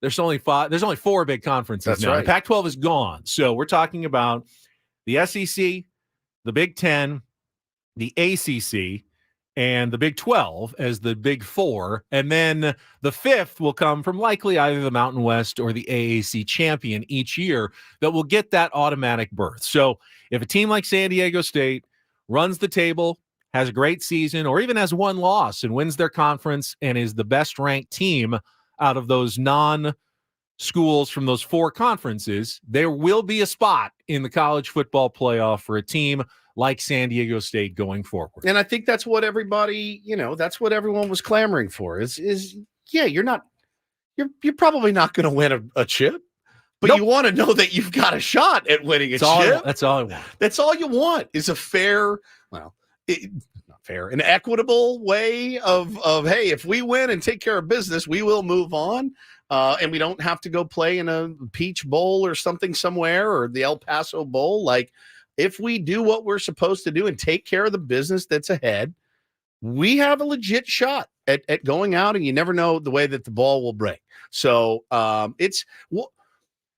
anyone that's poked holes in this, what are the holes that you would poke in it? That's the thing that always interests me. Because you look at it, in a vacuum and say, yes, that's what we needed. We needed more. We needed more teams that were able to be in the hunt. If you're poking holes in it, here are the holes that I could poke in it. So under the format that they approved yesterday, the top 4 conference champions, which they're wink, wink, are assuming are going to be the 4 power conferences remaining, their champions will get the 4 buys. Okay. So there'll be 8 teams that play a first-round matchup. Those 4 winners will go on to play the 4 teams, the conference champions that get those buys in the second round. But there could easily be a situation where, for instance, let's say Georgia goes undefeated, but then Alabama's like clearly the number 2 team. Their only loss was to Georgia.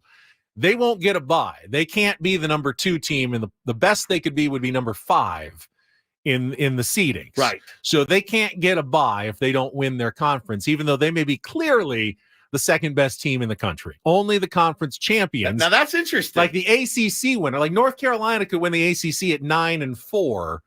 And they'll get a bye. Whereas a 12-1 Georgia or Alabama that only lost in the SEC championship, they're going to have to play that first round game. And you could kind of poke a hole there. But that it behooves you to go out and win your conference and win that conference. Which is why Notre Dame fans are also, some of them, crying foul because no matter what Notre Dame does, they can't win their conference Yeah, because they're not in a conference, which means they have no avenue to get a bye. Correct. The best Ever. they can possibly ever do would be the 5 seed in the college football playoff, playing the 12 seed in the first round. I mean, and you get have to play that extra game. You get a bye when you don't play a conference championship. That's a bye.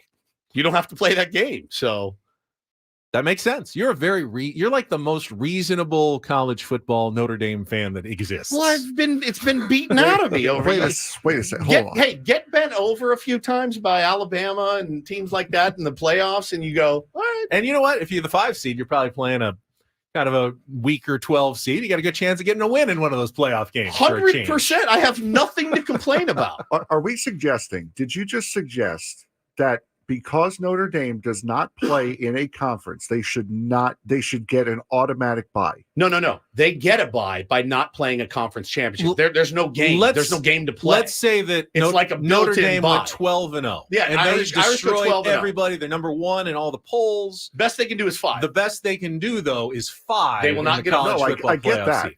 I get that. But we also don't have to go up against a division opponent in one game for all the marbles. So that's very dangerous game. It's a dangerous game. Ask Georgia, ask Alabama. Like, you get a bye by not playing a game. You don't have to play a conference championship. So that's why I think that's kind of equitable. If you're Notre Dame and you want to bye, do what every other athletic department at that university has done. Join the ACC. It's that simple. Join the ACC. Yeah, and when you're conference, sure. But if you don't have to, and they're throwing money at you, and they keep giving you money, and you have exclusive tea, you're like, why the hell would you? Why would you share it if you didn't have to? If they started paying me $5 million a year, am I under any obligation to be like, I need to take care of the rest of the guys here at 97.3 to make a better, stronger team? No. I would think if Notre Dame schedules right, and they have a lot of experience in putting together their schedule, they usually come in that 6 to 12 range most years, which will get them into the playoff most years. 100%. Based on what Notre Dame has been. Who's got it better? Who's got it better? It's not a bad situation. Coasting off a reputation you built in the 60s, 70s, and 80s. That's what you're doing. That's what Notre Dame has been doing, is coasting off a reputation they built 40, 50, 60 years ago. But it's not coasting if you still schedule tough opponents, beat set opponents, and you lost in the playoffs to the Patriots of college football a couple of times. They're not the only team that's gotten bodied by Alabama. You know what I'm saying? No, I agree. Like, did they belong in those games? Yeah, they earned their right to get in those games. They also earned the right to get the ass kicked out of them, and they did. So the other proposal that was shot down, and this would have probably driven people absolutely crazy. Sounds a little sour grapes. No, it's not sour grapes. It's why is Notre Dame still special? If you're still winning, then yes, I understand. They're winning. They still win. They average 9 wins a season, 10 wins a season. Have you won a playoff game? No. But so there you go. That's not winning. Most teams haven't. Most teams haven't gotten in. Because they're not good enough. They don't win enough games. Because you're not in the top 4. You're not one of the 4 big conferences. But you know what I'm saying? If you're the 5 seed, or if you go undefeated, you run the table, which is possible. The Irish play a tough schedule, but they don't play the hardest schedule in the world. They've got their cupcakes, just like Bama does, but they're going to get their SEC games and all that. I don't even know where I was going with this, but I that's why I think it's fair. You'll never. So this should make you happy. If you hate Notre Dame, this should make you very happy. Easier to get into the playoff, harder to win it. 100%. They're 12-0, and they can't get a top 4. That'll be true of every team. Even the teams that get a bye, you now have to win 3 playoff games to win a championship rather than 2. It's much harder to do that. It's going to be harder to win a championship through the playoff than it was before. Now, the other proposal that would have driven people absolutely insane was they were going to guarantee the top 4 teams in the SEC and the Big Ten spots in the championship playoff. And then the other 4 teams would be culled from the rest of college football. So a full 2/3 of the playoff was going to be filled automatically by the SEC and the Big Ten at the start of the season. I mean, you finish 4th in the Big Ten, you're in, no matter what. Right, and it would have driven people insane. That's true. That's favoritism. You're giving those 2 conferences a leg up on everybody else. Ultimately, they'll probably be 8 or more SEC and Big Ten teams in the playoff most years. But you know what's going to happen is Notre Dame's going to go undefeated. They're going to get into the Final Four. No, they They're won't. gonna say They can't. they can win their way into the Final They Four. could. They can win their first game. Their way and then into they'll be the in Final Four. Then of they'd the be in the total. final Yeah. 8, and then they win another one. They can get to the Final 4. They'll get into the Final Four. They'll get the doors blown off by Alabama or Georgia. And then they'll go, oh, well, we had to play an extra game. If you would have joined a conference, you could have gotten a bye. That's and true. And you don't have that excuse. Which is what they've done and still gotten their doors blown off. So I don't think there's much of an argument there. But I think most years, here's how it will play out. Your 4 conference champions will get in as a bye. You'll have your Mountain West or AAC champion in as one of the other teams. Yep. You'll have 7 at-large teams, and most of those 7 will come from the SEC and the Big Ten. Yeah. Maybe all of the 7 in some years will come again from the SEC and the Big Ten. Is anyone mad at that? But you'll have 8 or 9 teams from those 2 conferences, and maybe there'll be a spot for a Notre Dame, or maybe there'll be a spot for 1 or 2 second-place teams from some of the other, the Big 12. But ultimately, with no Texas, with no Oklahoma in the Big 12, there just won't that many playoff caliber teams from conferences outside of the SEC and the Big 10. It will be an SEC and Big 10 party, and there'll be a couple of other invitees. And what is it now? The same thing. It's SEC and Big Ten party. I mean, listen, I can't take this guff from a Penn State fan over here. You know what I mean? Talking about coasting on reputation. I don't want to go down the reputation road right now. Calm down. Penn State. Calm down over with here. that. All right. Calm down with Okay. All right. Happy Valley. Why do they call it Happy Valley? It doesn't seem very happy to me based on some of the stories I've heard out of there. You like white, though, like clothes, white shoes. I do like they white. wear I got those some white uniforms. These are like my Penn State kicks. There you go. Exactly. Attaboy. You like those? I love them. Stan Smith. Mrs. just bought them for me. All right. Everyone's loving a little Italian Paul today. Feistiness. I love how feisty he is. He's got that Italian in him. Get a little Coming extra out. Frank Hey! Marchese coming up in the There Italian he Paul Reindl report. That is coming up next with some headlines, probably some auto racing talk, knowing Frank. Yes. It's all coming up next with Ben Woods on Seduce San Diego's me, Frank. #1 sports station, 97.3 The Fan.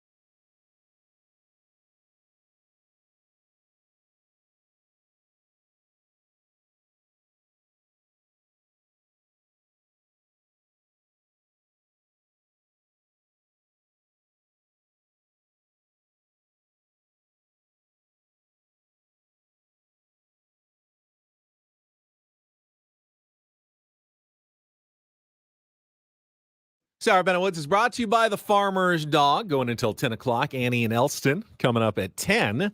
Tomorrow, they will have a shorter show as they lead you into some Padres baseball at noon. Jesse Agler, Tony Gwynn Jr. with their first call of the season. The Padres against the Los Angeles Dodgers in the very first exhibition spring game of them all this year. I'm going to overreact like a madman, and I can't wait for it. My first overreaction of the season comes tomorrow.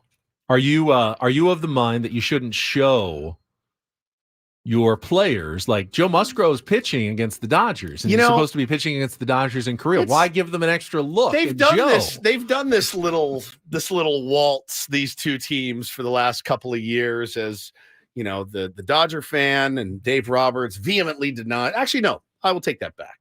Dave Roberts has said it's a rivalry. And so have several of the players. The fans will say, no, listen, man.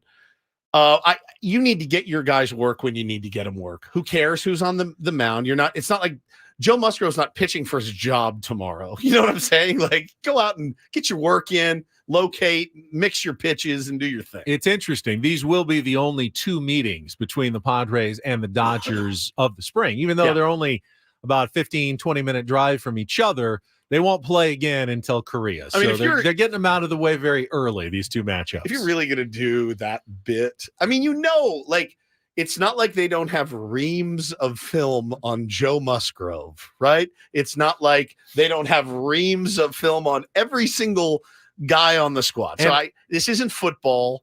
I would just go out and get your work in and stick to your plan. And if you want to take it to the extreme, they now have those pitching machines where they can simulate actual people.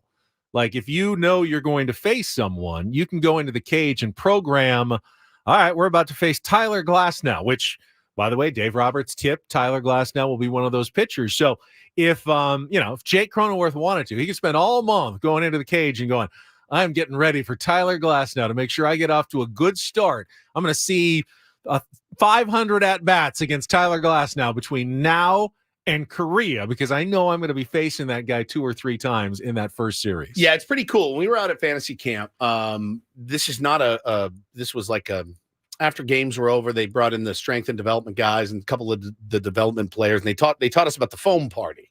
And the foam party is, you go in and you program your machine to the guy you're going to be facing tonight and throw his pitch mix in there. He's got a upper 90s fastball, pitches up in the zone. He's got a slider that does this. Speed, amount of break. They've got data on all of it. And it's great. But what they don't do is they don't use real baseballs, because you got a game in an hour or two and you're going out there to prepare and you're getting 98 on the hands. And so they started using these foam balls. And so they go in there and they hit the foam balls, and they said it's just been really great. So you can really, there's not a lot of secrets anymore. Everyone's like kind of looking for the edge, and there's just not a lot. There's plenty of film on these guys. No need to worry about tipping a hand. It's not like you have an offense in place that you're going to institute for that game. You're going to see the ball, try to hit the ball in the gaps and score runs. Padres will be running the West Coast offense against the Dodgers. There's not some secret play that Mike Schult's going to run or anything like that. So just go out and get your work. Stick to your plan. Oh my God, it's a double reverse. We've never seen this in baseball before. Exactly. So yeah, the foam party's pretty cool, man. All right, let's get some headlines. It is time for Frank, the Italian Paul Reindl Report. And get things started here with our today's edition of the Reindl Report. Now tuned into the greatest. Welcome to the Reindl Report with Paul Reindl. Hi, Paul. All right. 2 stories from the world of sports that we haven't gotten to yet. We'll start off in Major League Baseball. And 1 story that you didn't know you needed. Are you laughing, biatch? It's the Reindl Report. Hey, Paul, how you doing? Okay, how are you? On 97.3 The Fan. Are you ready to bless the mood? I need some help, please. That was good. Can I get a oh yeah? Oh yeah. All right. Take us home, Italian Paul. You need your own intro, by the way. Turn the mic on. Yeah, but it's radio. This is how this works. You need to turn the mic on in order for everything to go properly. This is radio professional here. Attaboy. All right. So you wanted it first. You guys both asked for it. So I'm going to give it to you. You guys wanted it. This past weekend. Oh boy, here we go. Was the Daytona Super Speed Week. Pay attention, Benny. To open up the Might learn 2024 NASCAR I at least season. know who won the race. I bet you couldn't tell me. Cale Yarborough. Wrong. Oh, all right. Very nice. The Cup Series qualifying, fastest qualifier was Joey Logano. Ford locked out the front row on Obviously, Wednesday. Yeah. Thursday, the duels. Duel number 1 won by Josh Reddick. Duel number 2 won by Christopher Bell. Former Oakland A's Josh outfielder, Reddick? Josh Yes. Reddick. Yeah. Sorry, not Josh Reddick. Tyler Reddick. Tyler wow. Reddick, his brother. Okay, yes. Brother, Tyler, former A's outfielder. Tyler Josh won. Reddick. Tyler won the race. See, we've had baseball talk before, so I've already lost it. In that first duel, by the way, Jimmy Johnson, El Cajon zone. There you go. Localize it for me. Yes, needed to race his way into the Daytona 500 for the first time in his career. He successfully did that with a pass off of turn 4 on the final lap. A good move. Yes, it was. It's a very good move. Friday night's Truck Series race saw Nick Sanchez win his first career race as a wreck, just completely filled up the backstretch behind him. Both races on Saturday and Sunday were postponed to Monday. Xfinity was supposed to be in the morning. Day of the Cup Question. Series. Can I interrupt you? I'm sorry. Yes, of course. Because I really do need to know the answer to this. So the Xfinity races, those are the pickup truck. No, that's the races. Craftsman Truck Series. Craftsman That's Truck on Friday. The truck series races. Yes. Those trucks don't actually carry anything in the back. No. They cover them up. Hey, yes, they do What's cover them the up. point of racing trucks that can't really carry anything at all? You're just racing weirdly shaped cars now instead of regular cars. That's all NASCAR is at this point, is just racing weirdly shaped different cars. weirdly shaped cars. Yes. But essentially they're just cars that kind of look like They trucks. have a bed. But they don't. They cover up the bed. So It's still there. Yeah, it's flattened out. Yeah. It's flattened out though. And it's aerodynamic. So you couldn't the design. you couldn't put your cooler of 6-packs in the back or anything. I mean, like, You'd what's have the point sandwiches. of racing a truck if you can't carry something in the back of the truck? I'll tell you what you can put in there: a lot of lead shot to weigh the back end down so Oh. it doesn't wiggle around. So There you you can go. do that. Really? Doesn't that slow you down though by putting a bunch of lead in the back of your car? It's an old trick that used to be done. You'd have the car underweight, but you would fill the frame rail with lead shot so it would make weight, and then during the race you'd pull the plug and it would all fall out. Much like some fishermen do with their fish. That's right. They weigh them down with lead. Heard another story. I like did. that I saw it from Sammy too. I saw it yesterday, and too. there's, I was looking for Big audio. Five. Yep. There's another guy. Yes. Yes. I caught the world's biggest crappie, and they said, "No, we've X-rated Crappie. It's They said- crappie. Well, they- that's what they They call it. said down it's pronounced crappie. south. Down south, they call it crappie. Pretty I spelled crappie. I literally used to eat them. So is it good eating? it's phenomenal. Really? Phenomenal eating. They're So- bottom feeders, but it's good when you're 6. It's like a catfish. Yeah. They're good. But they're called crappie. We have derailed. Sorry. It's Go ahead. pretty crappy of you guys to just completely go off. Sorry about that. The Xfinity race was supposed to be around the morning, but because of rain, it got pushed back till after the big race. The Daytona 500 was won by William Byron, with Hendrick Motorsports teammate Alex Bowman finishing in second. This makes Rick Hendrick's 302nd win as a car owner, most all time. And on the day of the 40th anniversary from when he first opened the doors at Hendrick Motorsports. It's pretty amazing, man. Yes, it 300 is. and how many? So, and Jimmy Johnson's not with Hendrick anymore. No, now that he's with a different co-owns team. his own team. But he got in a crash like in the 5th or 6th lap. Yes. And he was pretty much out of it. Yeah, it was That's never tough. really You, the so you same. feel like you're going to race 200 laps and then 5 laps in, it's done. You're done. He still had speed in the car, but never really got into a position to win. Austin Hill won the nightcap. All right, that's enough. We got it. They gave us the winner for the How last many time. races are there? His My third God. straight series opener. The circus now heads to Hampton, Georgia for round 2 of the season at Atlanta, starting on Friday. Okay. Dan in the chat said, Ben, those trucks aren't running moonshine. They in the should back be, of- though. Not That should be part anymore. of- That should be part of the race. You need to carry something with you in the back of the truck and get it Not- to the finish line. Not anymore. They don't. MLB is about to start spring training games tomorrow with the Dodgers playing the Padres at 12 p.m. right here on 97.3 The Fan. Shameless plug. With these games about to start, I would like to remind you guys that players like Jordan Montgomery, Jorge Soler, JD Martinez, Cody Bellinger, and Blake Snell. Soler's he's has a home. He's a Giant now. Oh, okay. Yeah, he's so a Giant. I must have missed that then. But all of the other guys are still free agents with little to no active conversation surrounding them.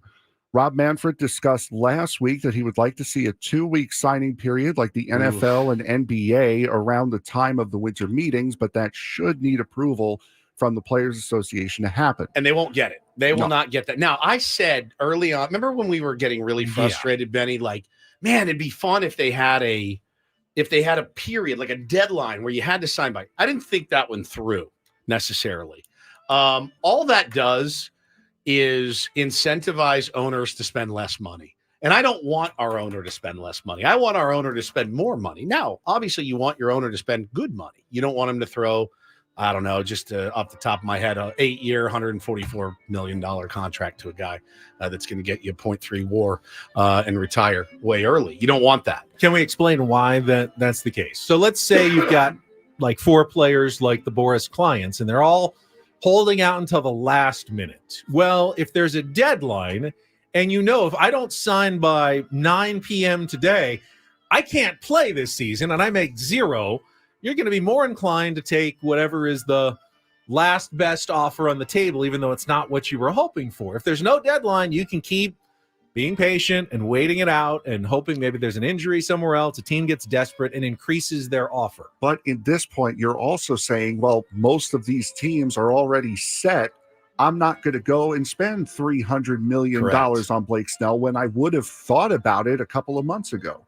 So they're costing themselves money by waiting this long also. Maybe. Potentially. I mean, but again, it is a weird thing, man. And again, you're talking about mercurial, that word always kills me, mercurial players in Blake Snell and Cody Bellinger. You are. That's just 2 of the guys that are, you don't really know what you're going to get. One's coming off a Cy Young, but he had struggled the last couple of seasons leading up to that. And obviously you think in your mind, I just won the Cy Young. It's time to cash in.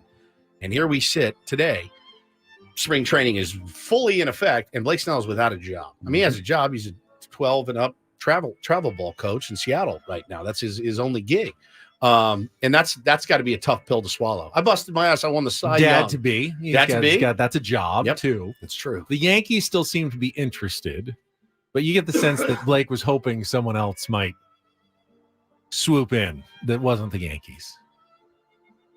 You get the sense that he hopes that's someone else swoops in that's not the Yankees. I wonder who it would be. I just don't.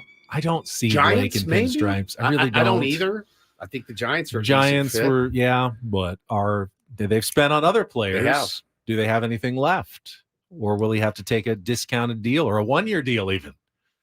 And try it again next year in free agency. Incredible. The New York media would eat Blake Snell alive. Plus, the Yankees are very happy with Marcus Stroman giving up bombs to AA prospects in spring training. That's fair. Netflix is working on another sports documentary that will shine a light into baseball's most recent relocation.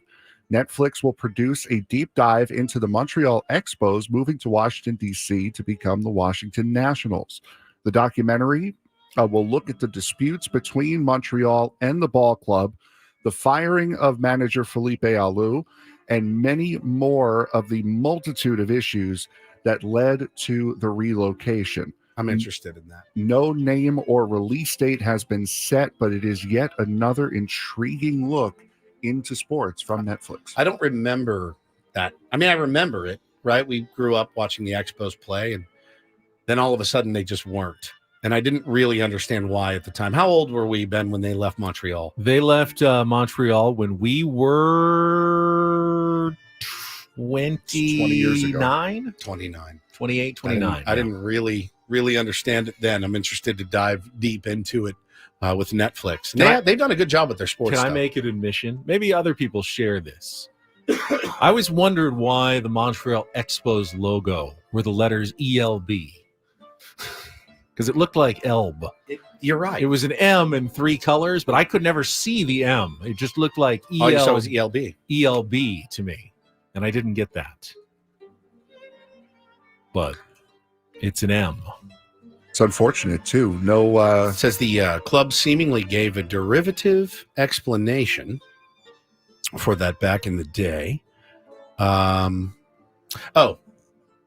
Contemporary reports take note of the forward movement of the emblem and the fact that it incorporates M for Montreal and E for Expos. And then a lot of other things. Chris things. Ello always claimed it was his last name. Ello. It's not, but it kind of looks like it. It does kind of look like it as well. The Expos logo is composed of 3 letters, the largest of which is the overall stylized M for Montreal. Represented in the lower left of the logo is lowercase e for Expos. On the right-hand side of the Expos, or the logo in blue, is the letter B for baseball. While this may stand as the final word, it seems unusual. This explanation came 2 decades after the logo's debut. That's more of making a story to fit a logo That's rather fair. than creating a logo to fit a story. Yeah. It's a cool logo, though. You can't deny that. Another big casualty from that. No more Major League Baseball in San Juan, Puerto Rico. They played their first month there. Oh, that's right. They did. Because it was too cold. Interesting. In Washington, D.C. No, in Montreal. Oh, in Montreal. Yes. Yeah, they would play the first month of the season in San Juan, wait for it to cool down a little bit because the Olympic Stadium, at least if I remember right, didn't have a roof on it. Did it? So it'd be Did free. they? I don't remember that. Yeah. Jerry Park didn't have a roof, their first stadium. Well, I do remember the Mets going down there to play regular season games for the first month of the year. Interesting. Thank you, Italian Paul, for your Italian Paul report. No problem. Very well done. All right. We'll come back. We got some tickets to give away. I believe we have another pair of tickets to the new volleyball, the pro volleyball team in town. Chance to win some Mojo tickets to Friday night's home opener at Viejas Arena. We'll get to that coming up next with Ben Woods after a check of traffic here on 97.3 The Fan.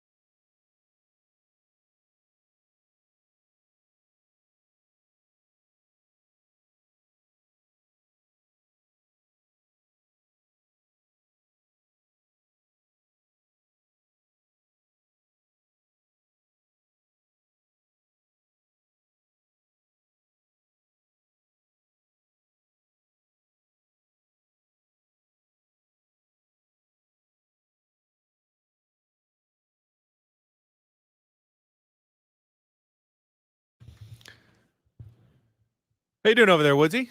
Making Just it hacking through? up a lung, dog. Yeah. The 5-week cough. You've got an event tomorrow.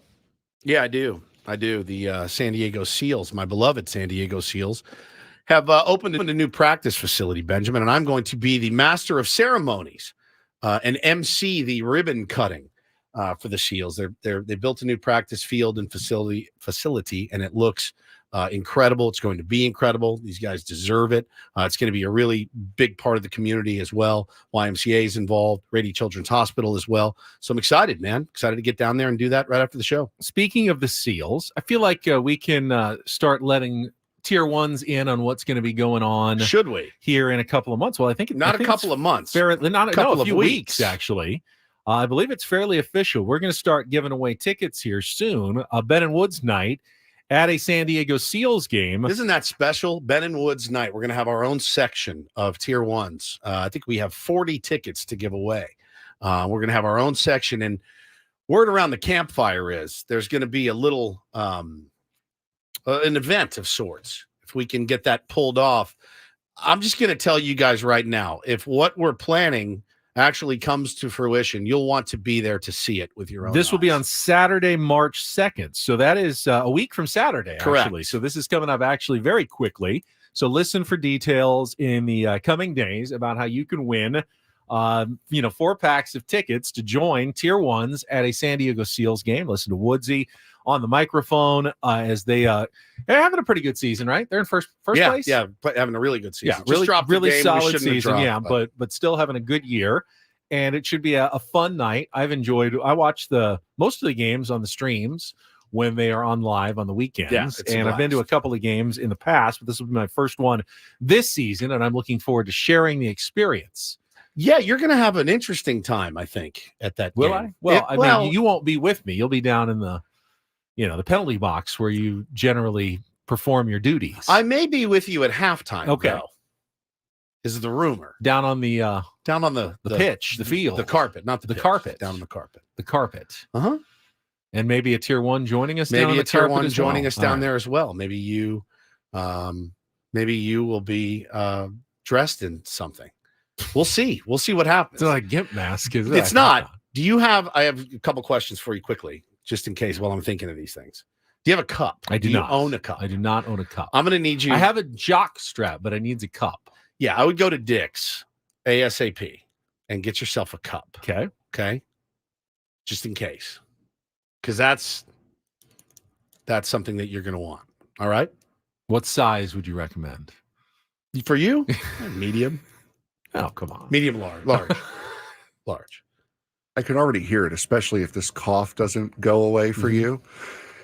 Ooh, that's San Diego Seals goal for number 44, Dade. Well, you have a game this week too. I've got a game Friday. Oh, I'm dead. That's dead. tough. It's you have a cough button on that thing? No. No. I'll just have to gut it out. But no, I'm excited, man. I love getting back down in the box and watching the guys play. So should be fun. I'll tell you guys all about it after the event tomorrow. Speaking of Friday, it is also the opener for the San Diego, the Mojo, right? Yes. The Mojo, our new professional volleyball team. And I believe we have some more tickets to give away to a lucky listener. We've got a 4-pack of tickets to see the Mojo's inaugural home game against the Grand Rapids Rise this Friday at Viejas Arena. San Diego Mojo professional women's indoor volleyball team is bringing the heat to Viejas Arena all season long. You can go to San Diego Mojo VB.com for tickets or be the fourth caller right now, 833-288-0973. They're still looking for their first win. Maybe they'll get it at home in their first home game on Friday night, and you can win them by calling now, 833-288-0973. Good luck. Carrie Walsh-Jennings bringing professional women's volleyball to San Diego in their inaugural season here at Viejas Arena.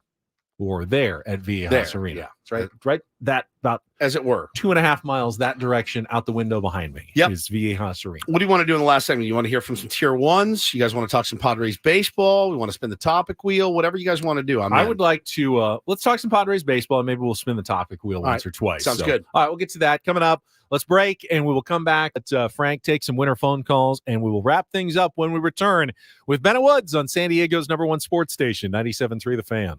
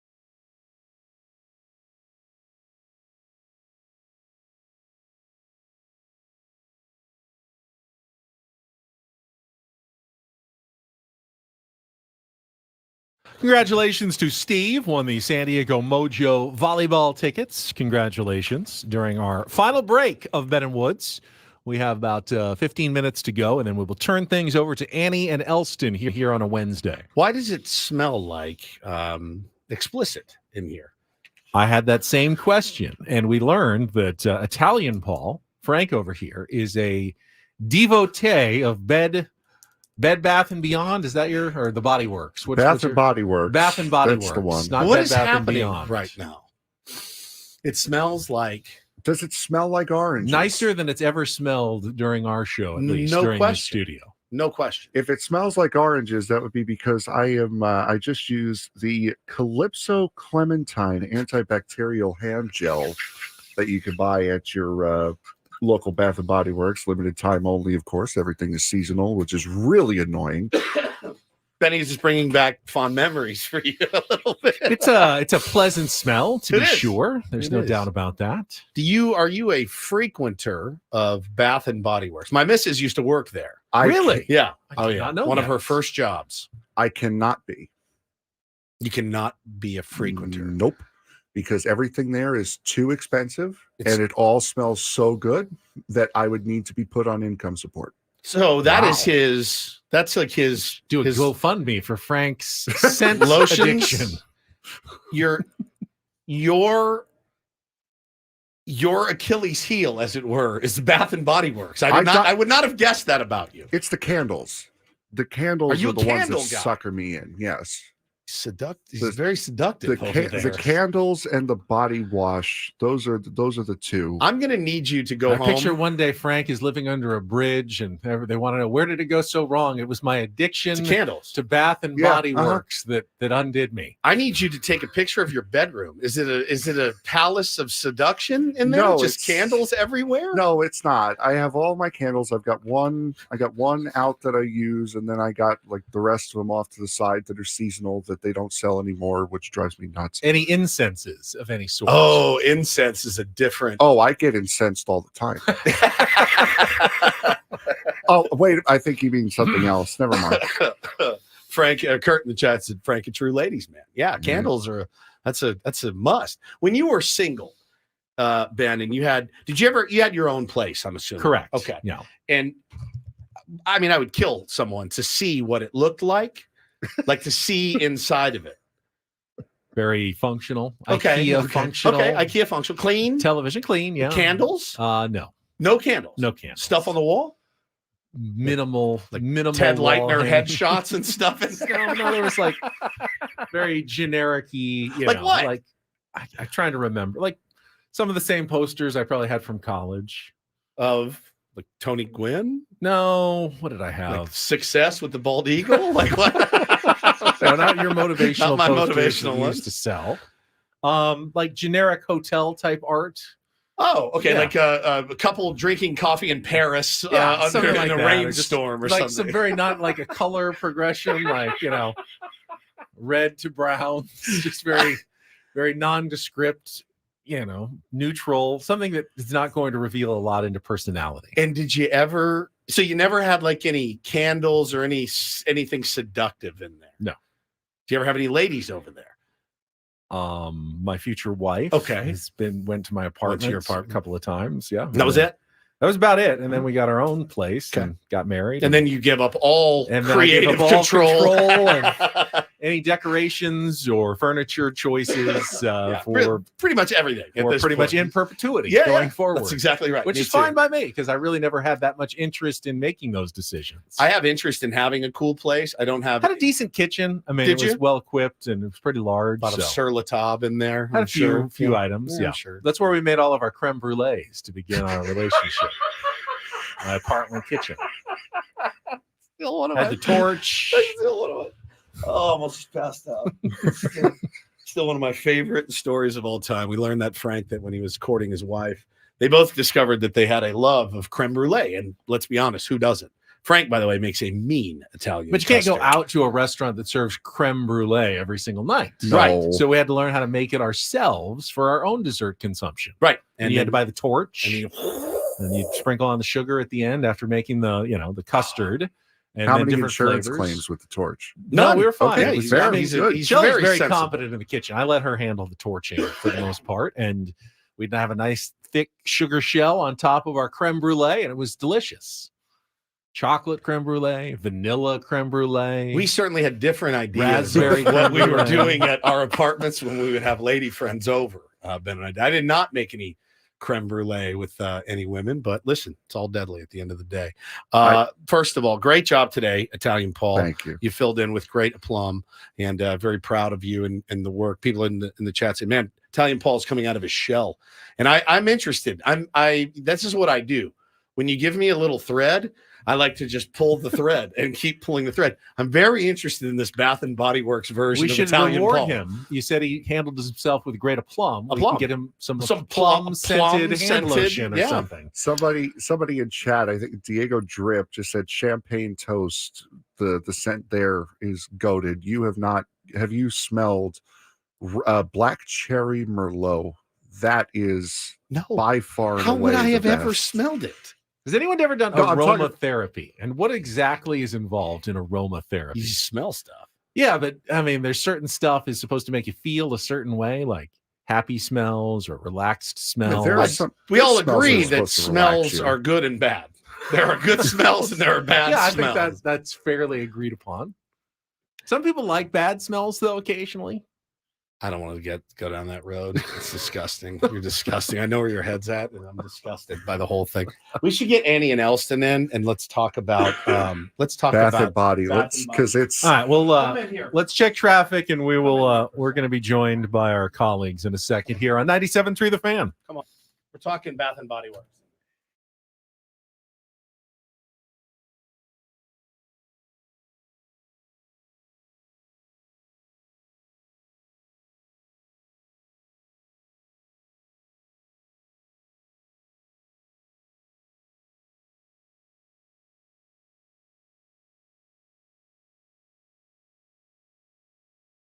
Now, Woods, you're being very stereotypical. You didn't pull in Craig Well, to I talk did. I about waved Bath him and in. Body Works. You pulled in Annie. Look at me. As though she Sexist has some Woods. sort of... Yeah. Are you a fan? No. No. You're not a fan. Okay, sit Okay, down. pull up the microphone. This is fantastic. It's not really for a sexy reason. Okay, get her Okay. mic on. Radio station here. Wait, We got you. Okay, we Yeah, got you. here we are. All right, good. You're on. are we live right now? Yeah, We're we're live, live on the air. we are very live. Yes. Just like you will Hi, be in a everyone. few Wait, minutes. So So I wondered why our studio smelled like an exotic dance establishment. it does smell either like an exotic dance establishment that is heavily perfumed, or like my 8th grade PE class. Yes. Yeah, that's a Kind good of the point. same smell.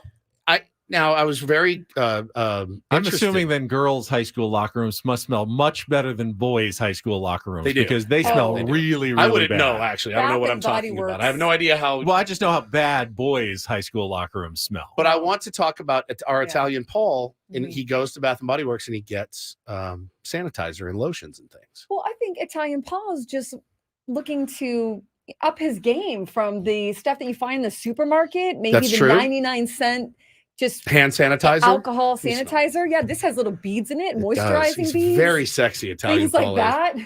Oh God, that does smell good. I mean, it really does I mean, smell you might want fantastic. it. Maybe this is You get- what is He's the really- magnet maybe for the he's t- ladies. You get one girlfriend and you're off the rails forever. You got a girlfriend? Yeah. I didn't. You had one. Yes. Oh, she got you turned on to the Bath Mm-hmm. and Body Works. Also, if like a lady says, "Oh, hey, do you have any hand sanitizer?" and you pull that out, like It's that's probably over. points. That's probably over. points right there, right? It is absolutely. Exactly. I know that you said you had to go to the potty, Yeah. so you can do that if Yeah. you if you want. I to. I don't just wanted to really get your frequent opinion. the Bath and Body Works anymore because I get headaches in there. It's too much. It's too much. I It's too will. much. I'll give you that. Yes, Mhm. it does. It is too much after a while. But if you Mhm. you hang it out for like 30 seconds, you'll be. If you do it in doses, guys. Yeah, You're just small doses. Thank you, Annie Heilbrunn. The The, Padres Great to see you clubhouse both. doesn't smell that And all bad. No, it smells pretty Great to good. It's see. decent. Yeah. I think there's a level of professionalism there. They've got more attendance to, daily cleanings and stuff. I remembered how horrible the high school, like the locker rooms and the gym area used to smell. It was very unappealing. yeah, it was. It really was. Let's spin the topic wheel before we still have 15 minutes. Frank Oh can't my find the God. topic Yeah, wheel, no. so. There is no. I have no topics. I have Paulie no must have wheel. taken it with him It's at home with him, sitting next to his bed. I'll spin this as the sound, but we don't actually have to. All right. Do we have topics? Yeah, I got we a topic. Okay. Ready? All right. And Woodsy, this is theater of the mind now. And here. What movie did you see at way too young of an age? Ooh, a way to see. I usually I was very a rule follower, so if it was rated R, I didn't let myself go see rated R movies. Well, it's interesting to me because this topic miraculously came up today when we have lost someone in the movie that I saw way too early. Do you remember the movie Porky's? Yes. So Anthony Meat Tupperello passed away yesterday, 64 years old, Ben. And he was like the big football player. And I remember seeing Porky's when I was a kid. Came out in 1979. And I saw it probably when I was 7 or 8, 9 years old. And it's rife with, sexual innuendos and naked women, the whole thing. And I thought it was maybe hysterical. not quite as raunchy, but I definitely saw Revenge of the Nerds. Oh, it's extremely raunchy. Not as Porky's, though. Would you say more so? I would actually venture to say Revenge of the Nerds is. I think I saw that one fairly. Benny, that was fairly early. That was the first full frontal. We've got the whole thing. Like that was very that was one that I saw. Both of those were probably I saw a little too early. What about you, Italian Paul? Anything you saw at an early age? I can't think of anything in particular. But Frank grew up in the streaming era. It was much harder for us to. Grew up in the streaming era. How old do you think I am? Like 30. 31. Okay. So yeah, the streaming era. The only thing I can think of is my dad would scare me with with Apocalypse Now, the scene where the lion or the tiger jumps out from behind the bush. That's a different. My dad would scare me with that when I was like 2 or 3. Now he would have his surround sound on, and he'd tell me to come in, and he would scare me with that. I want to get your ruling on this. Bo and I watched a movie a couple of days ago, and he really enjoyed it. And it's a movie by the name of Roadhouse with Patrick Swayze. Yes. Now, I covered his eyes. There's 2 scenes where, his boobs, and I just covered his eyes. But he goes, is it violent? And I said, well, there's like bar fights, but it's not, you don't look at that as like a violent movie, right? He does rip his throat out at the end. He did with his bare hands. Now, we didn't see that part. We didn't get that far, but he loved it. He thought it was the greatest thing he'd ever seen. He loved Patrick Swayze in there kicking ass and fighting guys and throwing all the bad guys out. I thought it was more of a moral, like, hey, don't act a fool when you go out in public. And then number 2, if you do, you could get your ass kicked really quickly by there's a guy. A lesson in there's there a lesson in to it. be There's learned. absolutely a lesson in it. I didn't think it was a bad movie for a 6-year-old. I really didn't. I mean, I know it's rated R. Like, what would be a really bad movie? So there's a couple. For a 6-year-old when it pops up on Netflix, when we're scrolling through, Joker pops up, and he's like, he covers his eyes. He's terrified of Joker. 7 gives him the willies. 7 gives everyone the willies. That movie's terrifying. I wasn't ready for that movie at 40. You know what I mean? Like, somebody brought it up in the chat. I don't think Blazing Saddles would be all that good a movie for him to watch right now. No, you can't have anything with like racial undertones. You can't have anything with.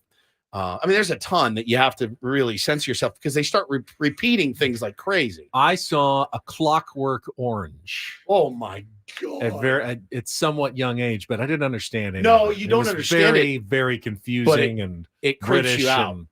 It didn't get it at all. It's a terrifying movie when you see it when you're older. They've both watched parts of The Shining with me, and they just think it's funny because the guy's like crazy. But I don't censor a lot. Very dad-like. It's very dad-like. Yeah. I love you, Danny. I've always loved you. I like to pretend that I'm him. All right, we can spin the topic wheel again. Ben, what sound oh, there you go. What sound instantly stresses you out? Ooh, a sound. A stressful sound. So when anyone honks their car, it's very stressful. And I always wonder when you live in the East Coast, Frank, like places in like New York where honking is just common. It just happens all the time. I hear one honk and it could be directed at me, someone else. I'm like, whoa, what did I do? What did I do? What's going on? What's going on? And it's very stressful to hear a horn honking because I didn't grow up with the constant honking of horns living here in California. Mine is a siren. when I hear a siren, I have the same visceral reaction of like panic, and oftentimes I'm driving with my AirPods in, I'm talking on the phone or whatever, and you hear that siren and you just get that panicked feeling of. Are you a horn honker because you grew up on the East Coast, Frank? Not anymore. You can't do it because here. my horn broke. So not anymore, but I definitely was. So here's something that really bothers me. And it's not that they do it, because we all do it. You're at a really long red light, and the person in front of you, the person in front of you clearly looking at their phone, and they missed it turning green. So you give the tiniest of just the tiniest, like there should be a separate horn just for that. Like that's what it's for. I don't even mind. I've done it before. Let them know, hey, no problem. We're just going to keep moving. But then they look back at you like you're the jerk. Like you're you just honked at them. Well, yeah, you're looking at your phone and we've been sitting here for 7 seconds and it's been green. What else am I supposed to do? I was the tiniest little honk that I could possibly do to get your attention and let you know it's time to turn. There is a big difference between and people don't understand the difference. There's a good point here. Tim does the move, and I agree. I do this too. He does the double short tap. And that's the one. That's less than one. Yeah, quick two tapper works every time. PD says the same thing. The quick two tapper, employ that, and you get that in your daily rotation. I think I really would like it to be known. Like, can I announce? I'm not mad at you. I'm not mad at you at all. I'm not mad at you. Wake up a little. I'm just helping you here. It's time to go. I would love the same courtesy from someone behind me and not think that they're angry at me because it took me 4 seconds to get off the line once. As a kid, I always thought it would be a really cool idea to have a car phone that you can type in the license plate of a car in front of you or next to you, so you could like talk to them and like they would ring their car and pick up the phone. I think that'll lead to more deaths. Yeah, and as I fighting, have grown up, that would be a horrible idea because I would be very, very rude with that. I saw a tweet yesterday that said, what's a moronic idea that you have, but it's actually brilliant? And someone said, your car doesn't turn unless you have your turn signal on. And I said, yes, that's absolutely one of the most brilliant things I've ever heard in my entire life. Your car will not turn unless you put the signal on. Until someone's coming like right at you and head on, and you got to swerve at the last second. I forgot to turn the turn signal on. That's it. It's one of those great ideas that works right up until the point when it doesn't. Yes. Great in theory, my friends. Well, Italian Paul, you've done a great job today. Thank you. You may be back tomorrow. We don't know how Paulie Reindel's feeling. I don't know if I will be back here tomorrow because I will be working the ball game tomorrow. He's on the board for Jesse and Tony tomorrow. Well, it doesn't mean you can't work at 14 hours. You're young. You're virile. You're 31. You got your lotions. You got everything. You're fine. There it is. All right. For the great smelling Frank Marchese, for Stephen Woods, I'm Ben Higgins. Annie and Elston coming up next. Thanks for joining us. Have a great rest of your Wednesday from all of us here at San Diego's #1 sports station, 97.3 The Fan. So long.